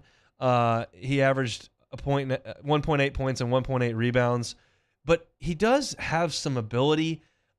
This is a guy that you're probably happy to get in the transfer portal here in year one, trying to fill out the roster. Not necessarily the guy to build your program around, but he's 6'10". He's played in the SEC. He's got the ability to shoot it a little bit. He's a pretty good athlete as well. And if nothing else, he's a big body that's got 5 fouls. So I don't know that he's going to be a big scoring impact on this team, but a third-year player that's 6'10", that weighs 225, 230 pounds, certainly can help as you bring these younger players like Jalen Reed along. Yeah, and I think that's something that Coach McMahon has. I think he has a perfect balance of guards and guys who can put the ball on the floor and run an offense, but also different from last year, you got bigs you can go to, and that's just a depth that you just didn't have last season with multiple guys who are not just 7'3", 7'2" guys who can't move up and down the court. You got guys who can move around the pick and roll game, guys who can kind of be athletes and get rebounds and things of that nature. And I think for a guy like Reed, he just provides a more depth with the bigs you already have. I'm curious to see Justice Williams.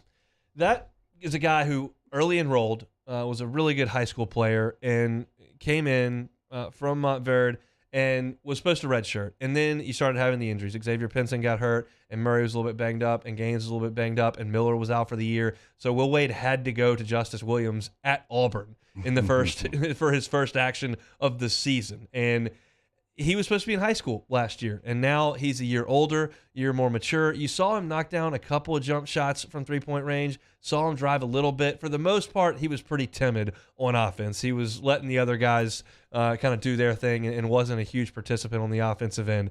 I think he now, as a guy who has seen a year of college basketball, has had a year in a college strength and conditioning program, should be a lot more comfortable. And he was a top 60 player in the country coming out of high school. So I think that's a guy that I can count on to make a little bit of a jump. He's got some guys in front of him. Certainly, you've got a ton of experience in Juice Hill and Trey Hannibal. You've got a guy that's an older player in Adam Miller who's proven at this level. So maybe not a starter, but definitely I think a depth piece that should be significantly improved from a guy that should have been in high school last year. Yeah, and that's just, especially everyone's not going to be LeBron James and just be ready to play when you're 16 years old. Some guys takes a little time to develop, and I think for him kind of be sprung into action. You didn't really see him shoot a high percentage last year, 2 from 11 from 3. But I think the things you can build off of is obviously getting that percentage up, which I think won't be hard for him to do. But he also shot 83% from the free throw line. So I think when he does get in that action, you got to put the ball on the ground. Kind of, we didn't see him be as aggressive, as a guy who shoots that high from the free throw line should be. But I think if he can kind of do that,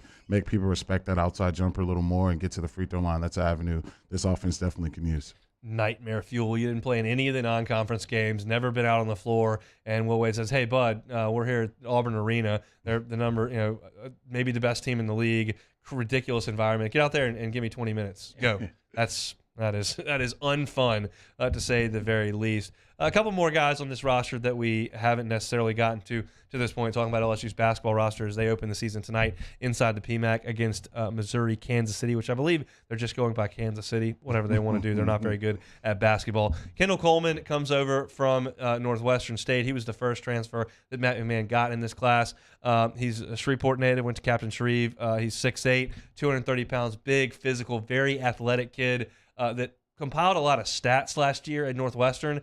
And then I looked it up. Northwestern was the fastest team in college basketball last year. So all the stats are going to be inflated because they created so many possessions last year. But he's a big physical body, I think very much a depth piece on this team. I did hear some good things about him over the summer. So if for some reason he's out there starting the game, which surprised me, but we'll see. I don't know what they're going to do at that 4 spot, but I think more depth piece on this team. Yeah, I kind of learned my lesson with Coach Kelly. You can't disrespect the McNeese guy, disrespect the ULL guy. Let's see how they play first, and then we'll go for there. But anytime a guy is all defense in their conference, in their first team, all team in their conference, that means they're doing something right last season. No, it's not Power 5. He played a good game against LSU. Yeah, it's not Power 5 basketball, but, the kid, if you can play, you can play. And I think that's another, taller, bigger body who can get rebounds and play defense and add that depth to your bigs that you have on this basketball team. So I think he'll get opportunities this year as well, especially being the first guy, on this team. I think we'll kind of see what he can bring. And if he's an athlete that can play, I think you'll see him get minutes.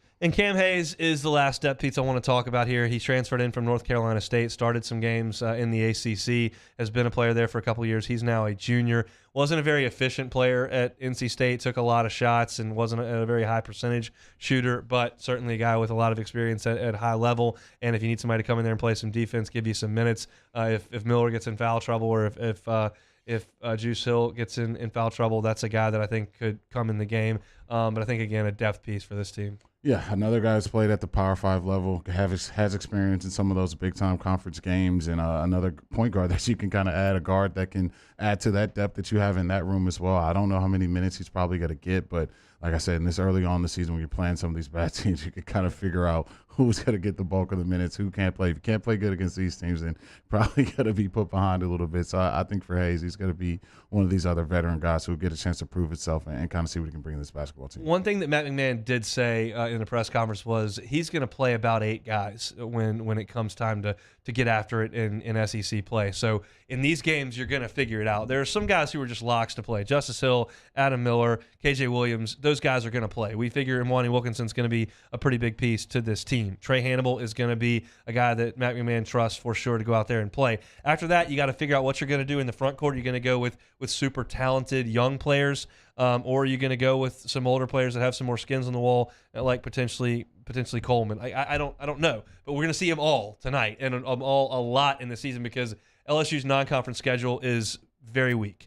You're going to see a lot of teams that are not very good come through the PMAC. Arkansas State on Saturday. You'll see UNO next week. They go to the Cayman Islands and they start with Illinois State. Wofford is coming to the PMAC. UT Arlington. They will play Wake Forest Saturday, December 10th over in Atlanta. But North Carolina Central, Winthrop, East Tennessee State, these are not great teams. So you're going to see LSU very likely blow some of these teams out. But you very likely, in my opinion, going to see LSU struggle at times because this is all new. All these guys are new. It's first time playing each other. This is a program that's going to have to be kind of built brick by brick here. He's put together a roster, like I said in the last segment, that's going to be competitive in the Southeastern Conference. Is it going to be a great team? I don't think so. They're going to take their lumps at times, and man, do they have a crazy start to SEC play when they play Arkansas at home, and then they're at Kentucky and at A&M in the first 3 before Florida comes down. Then you're at Alabama, then Auburn. It just keeps coming. So it's a good night for them to get off to a good start tonight against a bad team in the PMAC. 7 o'clock is your tip, and we'll react to it tomorrow. around a big-time preview of LSU and Arkansas. When we come back, it's that time of the week. We'll do our SEC Power Rankings on Hunt and Hill. 104.5 ESPN Baton Rouge with Hunt and Hill. One Bath and Closets. Go to onebathandclosets.com. Need a new closet? I can help you with that. David Duvall, more specifically, can help you with that over at One Bath and Closets. If you tell him Hunt and Hill sent you, 30% off your closet remodel. You got a bajillion shoes. Somebody in your house has a million shoes. You got suits all over the place, and everything's just a mess. Let One Bath and Closets come in there and help you out. They can do a lot of different things. They're licensed contractors, and they do it all. So they're not going to have to bring in a floor guy. They're your one-stop shop here. And if they need to do some significant renovations, they can do that. They can knock out a wall. They can change or they can just take the space that you've got and use it more efficiently. The process starts with a questionnaire. David Duvall and his team understand what you have, what you've got to work with, and what you want, and they'll put together a custom solution for you over at One Bath and Closets. Their bathroom work is phenomenal. Check it out at onebathandclosets.com. The tub-to-shower conversions are a huge hit. You take that tub right out of where it is and put a gorgeous walk-in shower right there. Go to the website and see what they can do at onebathandclosets.com. Again, 30% off your new closet if you tell them that Hunt and Hill sent you to onebathandclosets.com. Our listeners fire off their opinions on the jimsfirearms.net hotline at 499-1045. Keep listening for your next chance to shoot us your thoughts with the jimsfirearms.net hotline on 104.5 ESPN Baton Rouge. Today people walk into a bar. The first two order the same old marks. The third, Nuevo Topo Chico Margarita Hard Seltzer. Crafted with real lime juice and a crisp tequila flavor. Topo Chico Margarita Hard Seltzer. I'm JD Picquel. I grew up learning how to cook at LSU tailgate parties and right in my own backyard. And I created JD's Louisiana products to bring that Louisiana flavor to you at home for your backyard cookout. JD's Louisiana barbecue sauce, Louisiana molasses mustard, spicy and sweet barbecue rub, and more are available at your local supermarkets or by logging on to jdcody.com/shop. Put in promo code CST for 25% off at checkout. Gulf Coast Office Products is a nationally recognized Savin office equipment dealer based right here in Louisiana. Over 100 employees strong, Gulf Coast has the boots on the ground to support all vertical markets from education, engineering, legal, and finance. With the latest in office technology from desktop to production segment units, Gulf Coast and Savin have the perfect fit for you. Call 225-756-2644. That's 756-2644 for Gulf Coast Office Products. I've been doing business with Luba for 25 years. They're dependable, trustworthy. It's just the attention to detail with our clients. Our folks have years and years of experience. They're highly trained professionals, but many companies have that asset. What I'd like to think makes Luba a bit different is that we use those talents in a way that truly is dedicated to serving the needs of the folks who depend on us. Want more customers? Running Boards Marketing can help you get their attention. Imagine your brand's message on a giant LED billboard truck that can't be skipped and is nearly impossible to ignore. Running Boards Marketing is the leader in effective and affordable advertising on digital mobile billboards, which are 2 times more effective than traditional billboards. With a 97% recall rate, you'll leave a lasting impression with your customers. Visit us online at runningboardsmarketing.com so we can drive your message to where the people are. ServiceMaster Elite create clean, disinfected work environments. As a local business, we take pride in serving the New Orleans and Baton Rouge areas. Our cleaning protocols follow CDC and OSHA standards for healthcare settings, offices, senior living, restaurants, and industrial plants. Contact ServiceMaster Elite to get your operation ready for reopening with germ disinfection cleaning. ServiceMaster Elite, the trusted choice in professional cleaning since 1996. Le posso offrire un caffè? Le posso offrire un caffè? Andiamo insieme da me, non c'è. The NFL is back. Our coverage starts Sunday at 10 a.m. with Magnolia Bluffs Football Sunday with Jimmy Ott, immediately followed by the Buffalo Bills and the Minnesota Vikings at noon, right here on 104.5 ESPN Baton Rouge.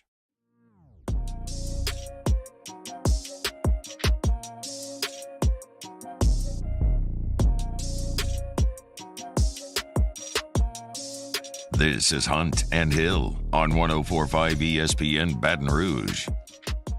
All right, I'm pretty sure at a certain point, I haven't gone back and looked, but I'm pretty sure my guy Jeremy Hill had LSU at number 12 in the SEC Power Rankings once upon a time during this football season. The question is, where is he going to have them today? I know where I've got them. I just don't know where he's got them. So I will allow Jeremy to start with his SEC Power Rankings. No, I can't go number one. I gotta put the dogs number one. I gotta put the dogs number one. The dogs. You said it last week. The best win in college football on the board, and they got that in dominant fashion at home, taking out that Tennessee offense, which I thought there's no world they're going to get less than 24-25. It's holding with 13. I know, Hooker missed some deep shots down the field, but that was extremely impressive from start to finish. And when if college fans are going to stop calling the other team's quarterback? It doesn't work. Stop calling that guy. Stop blowing up his phone. Stop texting him. Stop leaving voicemails. It does not work. So sorry, Tennessee, you fell short. But some moron on the 1 to 3 show in Baton Rouge said on Friday that Tennessee would fall out of bed and get 35. I don't know who it was. I don't know where he is, but someone did say that. It was me. Casey Gaines, here we go. All right. Fighting Tigers at number 2. And you say, what? This is short overreaction. What have they done? They lost 2 games. Tennessee beat them by 1,000. Tennessee does not control their destiny. Alabama does not control their destiny. Ole Miss does not control their destiny. My Fighting Tigers of LSU controls their destiny right to Atlanta, and I could cry right now. It's just a beautiful moment for my Tigers to come from the dust and the ashes, to rise like a phoenix, to number 2 in the entire SEC. Who would have thunk it, man? I could just shed some tears right now for my Fighting Tigers. But yeah, number 2, my Fighting Tigers. You got something to say about it, say in the Bayou 4 chat. But my Tigers are number 2, and I love it every second of that. Take that, good. Alabama. There you go. All right, here we go. All right, 3, I got Tennessee. To me, you lose to the number 1 team in the country on the road. Not the worst thing to happen in the world. You still got to win over the number 2 team in the SEC, my Fighting Tigers. You still beat Alabama. 2 very, very impressive wins. Not much left to do on their schedule, but to me, Tennessee can't really bump them down too much. And 4, I got the Rebs. Oh, my God. I got the Rebs at 4, man. I'm going to drop those stinking gumps down my list. And look, we're talking about a team. If they beat Alabama this weekend, they got 1 loss in the SEC. Everything's right in the front of the table for them. I'm not impressed with what I saw from the Gumps last Saturday. God. So I got the Rebs at 4. Drop those Roll Tiders down my list. Give me the Rebs at 4. Here we go. Ole Miss got lucky to beat Kentucky. They got boat raced in Baton Rouge. Okay. All right. There's Jeremy's top 4. I got Georgia at number 1. I think clearly the top team in college football. I will put them at number 1. I'm shocked that they did what they did to Tennessee. And I do believe that Tennessee had some deep shots and they missed them. And that really altered the game and certainly the score. But Georgia made it tough on them and Tennessee didn't capitalize. I've got them at number 1. I got the Vols at number 2. Hendon Hooker is still awesome. I still think that offense is brutal to try to stop if you're not Georgia, who's playing at a different level than anybody in the country right now. So give me Tennessee at number 2. This is where you're not going to like this. I've got Alabama at 3. I know they lost head-to-head. I know they've lost 2 games. I'm aware of everything. I think if Alabama and LSU played in Norman, Oklahoma 10 times, that Alabama would win more. I'm just a little gun-shy with this LSU team right now. I'm not sure how to feel. I don't, as I said on Monday, I don't feel like they're bulletproof. I don't think they've cracked the code, and I'm scared of Arkansas. I'm scared of A&M. I'm terrified of Georgia. I don't know how to feel right now, and I think Bryce Young is awesome. I got Alabama at 3. I've got LSU at 4. My apologies. I'm sorry. It's not a ranking. It's not a standings. It's a power ranking. For me, I think Bama is better than LSU. I don't have a ton of data to support that. Certainly didn't on Saturday, but here we are. Oh, man. I got him at 4. That's pretty good. The chat's going to let you hear about that. The Bayou 4 chat, be wary of those Pipe guys. down, chat.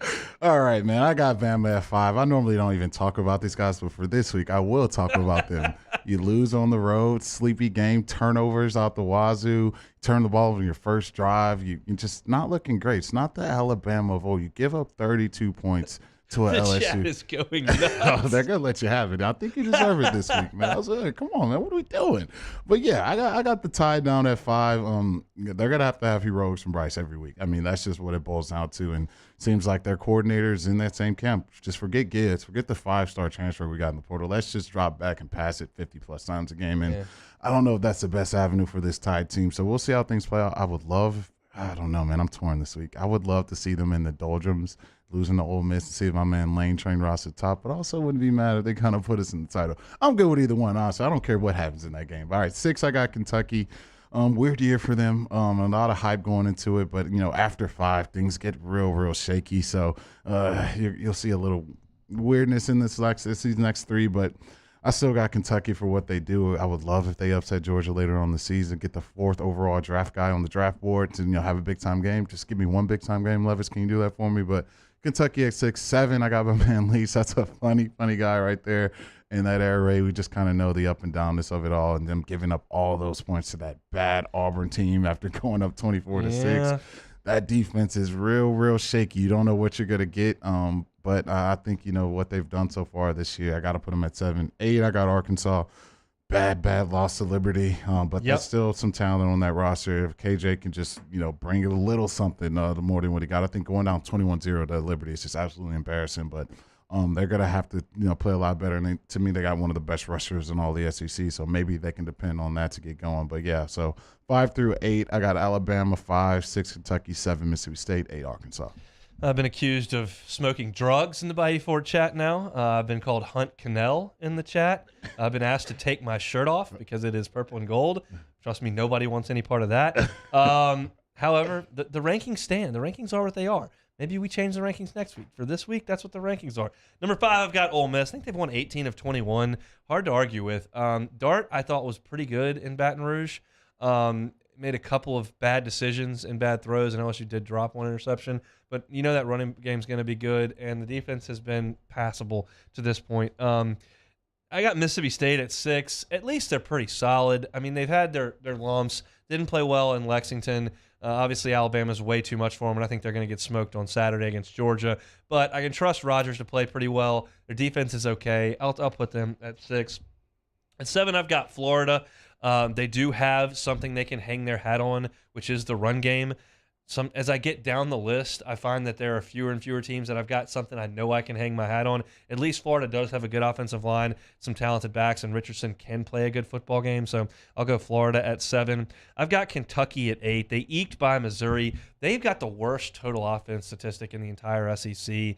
That's hard for me to get past. I think we've really ranked them pretty high for a lot of the season. Everybody believes in what Coach Stoops has done there. But their offense is bad this year, and the defense hasn't been awesome. So I got to leave them down there at 8. So I've got Ole Miss 5, Mississippi State 6, Florida 7, Kentucky at 8. Okay, okie dokie there. All right, 9 through 14. To see where the Aggies show up here. Yeah. 9 through 14. The Aggies they're right where they belong, right in this group. That's where they've been all year. It's going to probably stay there at the end of the year. But 9, I got Florida. With Richardson, what they did last week, going into that hostile Kyle environment, all the Yale leaders rallying the troops the night before, and all those cadets just leaning on shoulders and crying. What a beautiful scene at Kyle Field. But big time win for the Napier era to go on the road and get that struggling, team that are, kicked down, and they kept that foot on their neck and got that big time win running it down their throats, which I think everyone's going to do in the SEC. So got Florida at 9. 10, I got my boy Drink, man. Big time Drink, getting some big time wins, handling business, covering for me last week. Yeah, they got me last week, man. Get big time win on the road. So yeah, who knows? Just keeping it shot. Well, wait, actually, didn't they give that guy an extension? They did last week. Yeah, Drink. And a raise. I knew that fist pump was gonna work. Way to go, Drink. Way to get that extension. So yeah, I got Missouri at 10 and 11. I got South Carolina. Not the era the Beamer Ball wanted to get started to. Got started off SEC really bad, and what they've been up to lately is really bad. Had a nice little stretch there in the middle, but I think things are going to go back in that direction because their quarterback is just not good. I don't even want to list his numbers off. Just do it. Look it's up. Not good. Not good. So, yeah, South Carolina, I got the Gamecocks at 11. 12 through 14, I just love seeing this every year because I just remember Auburn just having just a little pulse. It's the Auburn game. Why do we play these guys early on in the season? Always play Auburn first, and yeah, Auburn stinks, and they're not very, very good. That defense is bad. And we got the Auburn guy, Cadillac, coming back in. I need y'all to win Saturday. That's what I need. Cadillac, rally the troops. I need a big-time win between the Plains. Can you pull that off? And you may go up a few spots next week. But yeah, Auburn down at 12, which is just funny to see at times. And my fighting Aggies, the yell leaders. I may watch yell leader videos all week just to get the cringe deep in my core and just going to having no hope for them to win on the road this Saturday. Got the 5-star generational quarterback coming in and save the day. So we'll see if that guy can go on the road and have a big-time day on the road. But let's go Bigsby. Let's go Hunter. Let's get this game going. Asher, I need those legs active and running this Saturday. That defense will give up 500 this season. I'm calling it right now. So got the Aggies at 13, and, you know, it's you open the what? You open the door, and they're probably anchor down looking at 14 like they always are. So, yeah, Clark Lee, man, good luck to you, brother. You're not Derek Mason. Just know that. You're not Coach Mason. How about that A&M line from Texas? They said they have a generational quarterback. Hey, 9 years ago, you had a Heisman winner. Generational means it comes along once every 40 years, not 9. Okay. On. Number 9 for me is Missouri. This is as high as I've had Missouri ranked. They got the number 4 scoring defense in the SEC. They're playing hard. Against the lesser teams in the league, they are putting up a fight. And they also put up a fight against Georgia. So, feather in your cap there, Missouri. They're number 13 in total offense in the SEC. But they are 9 for me. We had Arkansas at 10. Defense has been really tough. Not meaning bad. They're number 12 in scoring defense in the SEC. Their quarterback's banged up. They don't throw the football very well. I realize I just told you in the last 15 minutes that I'm scared to go to Arkansas and play these guys, but they got their issues, so I've got them down at number 10. Number 11, South Carolina. They're just the best of the worst here. That's about all I can say about South Carolina to this point. Auburn at 12, they're playing hard. I mean, they're playing hard. That's all I can give them. And I did bump Texas A&M down to number 13. They've lost 5 games in a row for the first time since 1980. We'll see if Connor Wigman is the real deal. And if he comes out there and throws for 360 and 4 touchdowns, and he's got 8 touchdowns in 2 starts, then we'll go ahead and move A&M up a little bit. For the time being, they're going to be 13. And look, the doors, they're not good. Brings me back to that line from Caddyshack where Rodney Dangerfield's writing his score down. He's just saying, "I'm playing terrible. I can't believe this." And Chevy Chase looks at him and goes, "You're not good." So that's the line.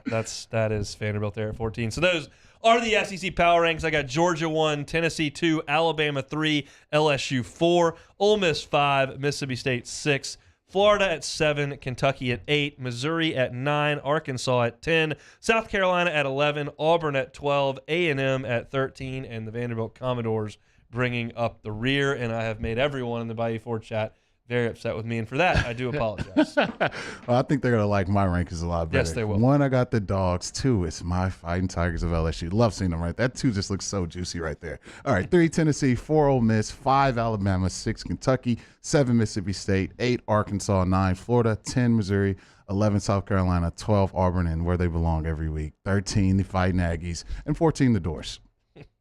Chat. The chat is making me laugh. They have now called me Feinbaum. They have called me Joey Galloway, Russ Mitchell, Billy Lucci, Moscona, Lynn Gilbo. They've called me every name in the book. I apologize to them all. Very, very sorry. We'll come back and close out a Wednesday edition of Hunt and Hill. This is Hunt and Hill on 104.5 ESPN Baton Rouge. Reliable Roofing and Construction. Check out that website, reliableroofingbr.com. Yeah, so I'm going to tell you guys about Reliable Roofing, a family-run, owned, and operated residential roofing company. They've been in business since 2008 with over 30 years of roofing experience. You know the website, reliableroofingbr.com. It's because they're a Baton Rouge company. Lionel Hayes grew up in Baton Rouge, started his company in Baton Rouge, and loves to serve this Baton Rouge community. Every single job that Reliable Roofing does, 5-year labor warranty. They've got your inspections, they've got your repairs, they've got your replacement, especially if you're having trouble with your insurance carrier. They moved out of Louisiana, you're having a hard time placing insurance on your home. If that's the case and it's because of your roof, let Reliable Roofing and Construction come on in and help you out with that 5-year labor warranty. And I can guarantee you this, when that team comes out to your house through the course of that work, Lionel Hayes is going to show up at your home because every single job that Reliable Roofing and Construction do, he is right there involved in it. So Reliable Roofing and Construction, your one-stop shop for all your roofing needs. Check out the website, reliableroofingbr.com. In times of need, get a full list of phone numbers, websites, and other important emergency information on the Demco Stormwatch page at 1045ESPN.com. There it is, the extra mile, on the border of expected and extraordinary, for those willing to go further, like vans customized for work or play, with safety and tech to keep you connected, supported by a 5-star sales, service, and finance team, and backed by the 1-star you know. So go the extra mile. It's never crowded, because so few have what it takes to go there. Mercedes-Benz Vans. Oh, hey, what's up? It's Big D and Bubba, 100.7 The Tiger Morning Show. We'd love for you to join us every weekday, 4 a.m. till 9 a.m. Yeah, everything you want in a show. Country music. We got laughs. We got celebrity in-studio guests. We just need you. Join us every weekday morning, 4 a.m. to 9 a.m., right where it all started. That's right. Louisiana's country station, 100.7 The Tiger. It's no secret. The best oysters in Baton Rouge are at Jolie Pearl Oyster Bar. Enjoy mouth-watering South Louisiana flavor and oysters from all over the country. And don't forget our nightly drink specials.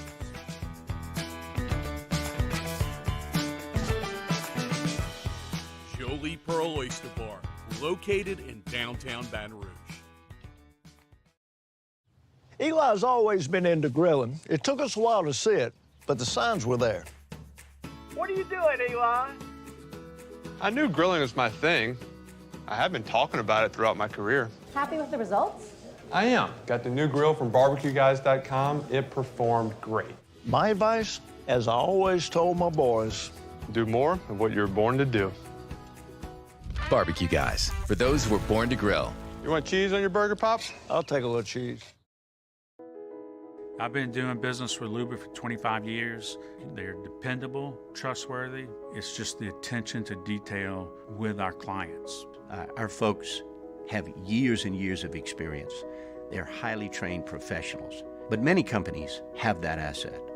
What I'd like to think makes Luba a bit different is that we use those talents in a way that truly is dedicated to serving the needs of the folks who depend on us. Crime has serious consequences, but anyone can make a mistake. If you find yourself in trouble with the law, know that you have rights, and it's okay to demand them. The law offices of O.C. Brown are here to protect you and your rights. Felony or misdemeanor, DUI or drug charge. No matter what crime you're accused of, you still have rights. Let the law offices of O.C. Brown uphold them. Call 225-343-1111. Your law firm for... Matt Moscona inviting you to join us for Wednesday's Hump Day AFR. Russ Mitchell returns. I guess 10 is the new 4. It's AFR. Join us from 3 to 6, 104.5 ESPN Baton Rouge.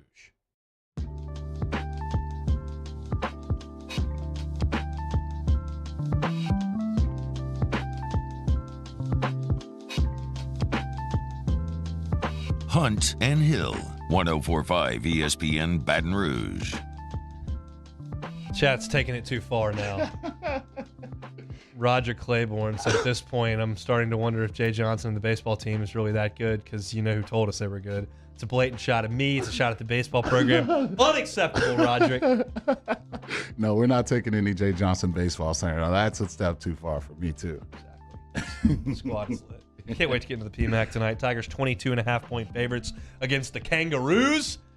We will be recapping it tomorrow. We'll also chat with Luke Johnson tomorrow. We'll also chat with Adam Hutchinson, who is up there in Northwest Arkansas, about the Hogs. So a lot to get to on tomorrow's show. Very much looking forward to that. But first, we got to close this one out with some take it or leave it. All righty, here. Speaking of LSU basketball, Les East of Saturday Down South made his predictions for the 2022-2023 LSU basketball season, and he agrees with the middle of the pack projection, saying this team's peak is the NIT. Are you taking or leaving? The peak for LSU basketball this season is the NIT. I'll leave that. They can make the tournament. They've got some proven pieces. It would all have to come together, and I would bet for them not to make the tournament, but they can make it. There's 64 teams make this thing. The peak is finding a way in. I just don't think that's going to happen. So I will leave that right where it is. Former Tiger Efton Reed played 12 minutes in Gonzaga's season opening blowout win against North Florida. Got 8 boards, 8 points. Efton Reed, big role for Gonzaga this year. Take it or leave it. I'm going to leave that because just like Hunt Palmer, I share my love for my Tigers when they're here, but when they go to greater pastures, just have good grades. So for Efton, I'm sharing good grades. Hope you find the love of your life. Take some great classes. Maybe you cut a class this semester. Have some more free time. Work on your free throws. So for Efton, no, I don't predict anything great for that kid. Should have stayed a Tiger like Mwani and the rest of the crew. All righty here. The chat will definitely love this one. So let's see where Hunt Palmer goes with this one. When asked about the matchup against Alabama, Ole Miss head coach Lane Kiffin says the Tide won't be taking in any rat poison this week. In fact, they'll be taking in goat fuel because of all the noise saying their dynasty is over. Hunt Palmer pulling for the Tide this weekend. Take it or leave it. I mean, you better take it. Roll Tide, baby. Roll Tide. I got the Heisman winner on my team on Saturday night, or Saturday at 2:30. Believe that. Oh, I got Will Anderson coming off the edge. I got Jameer toting the rock.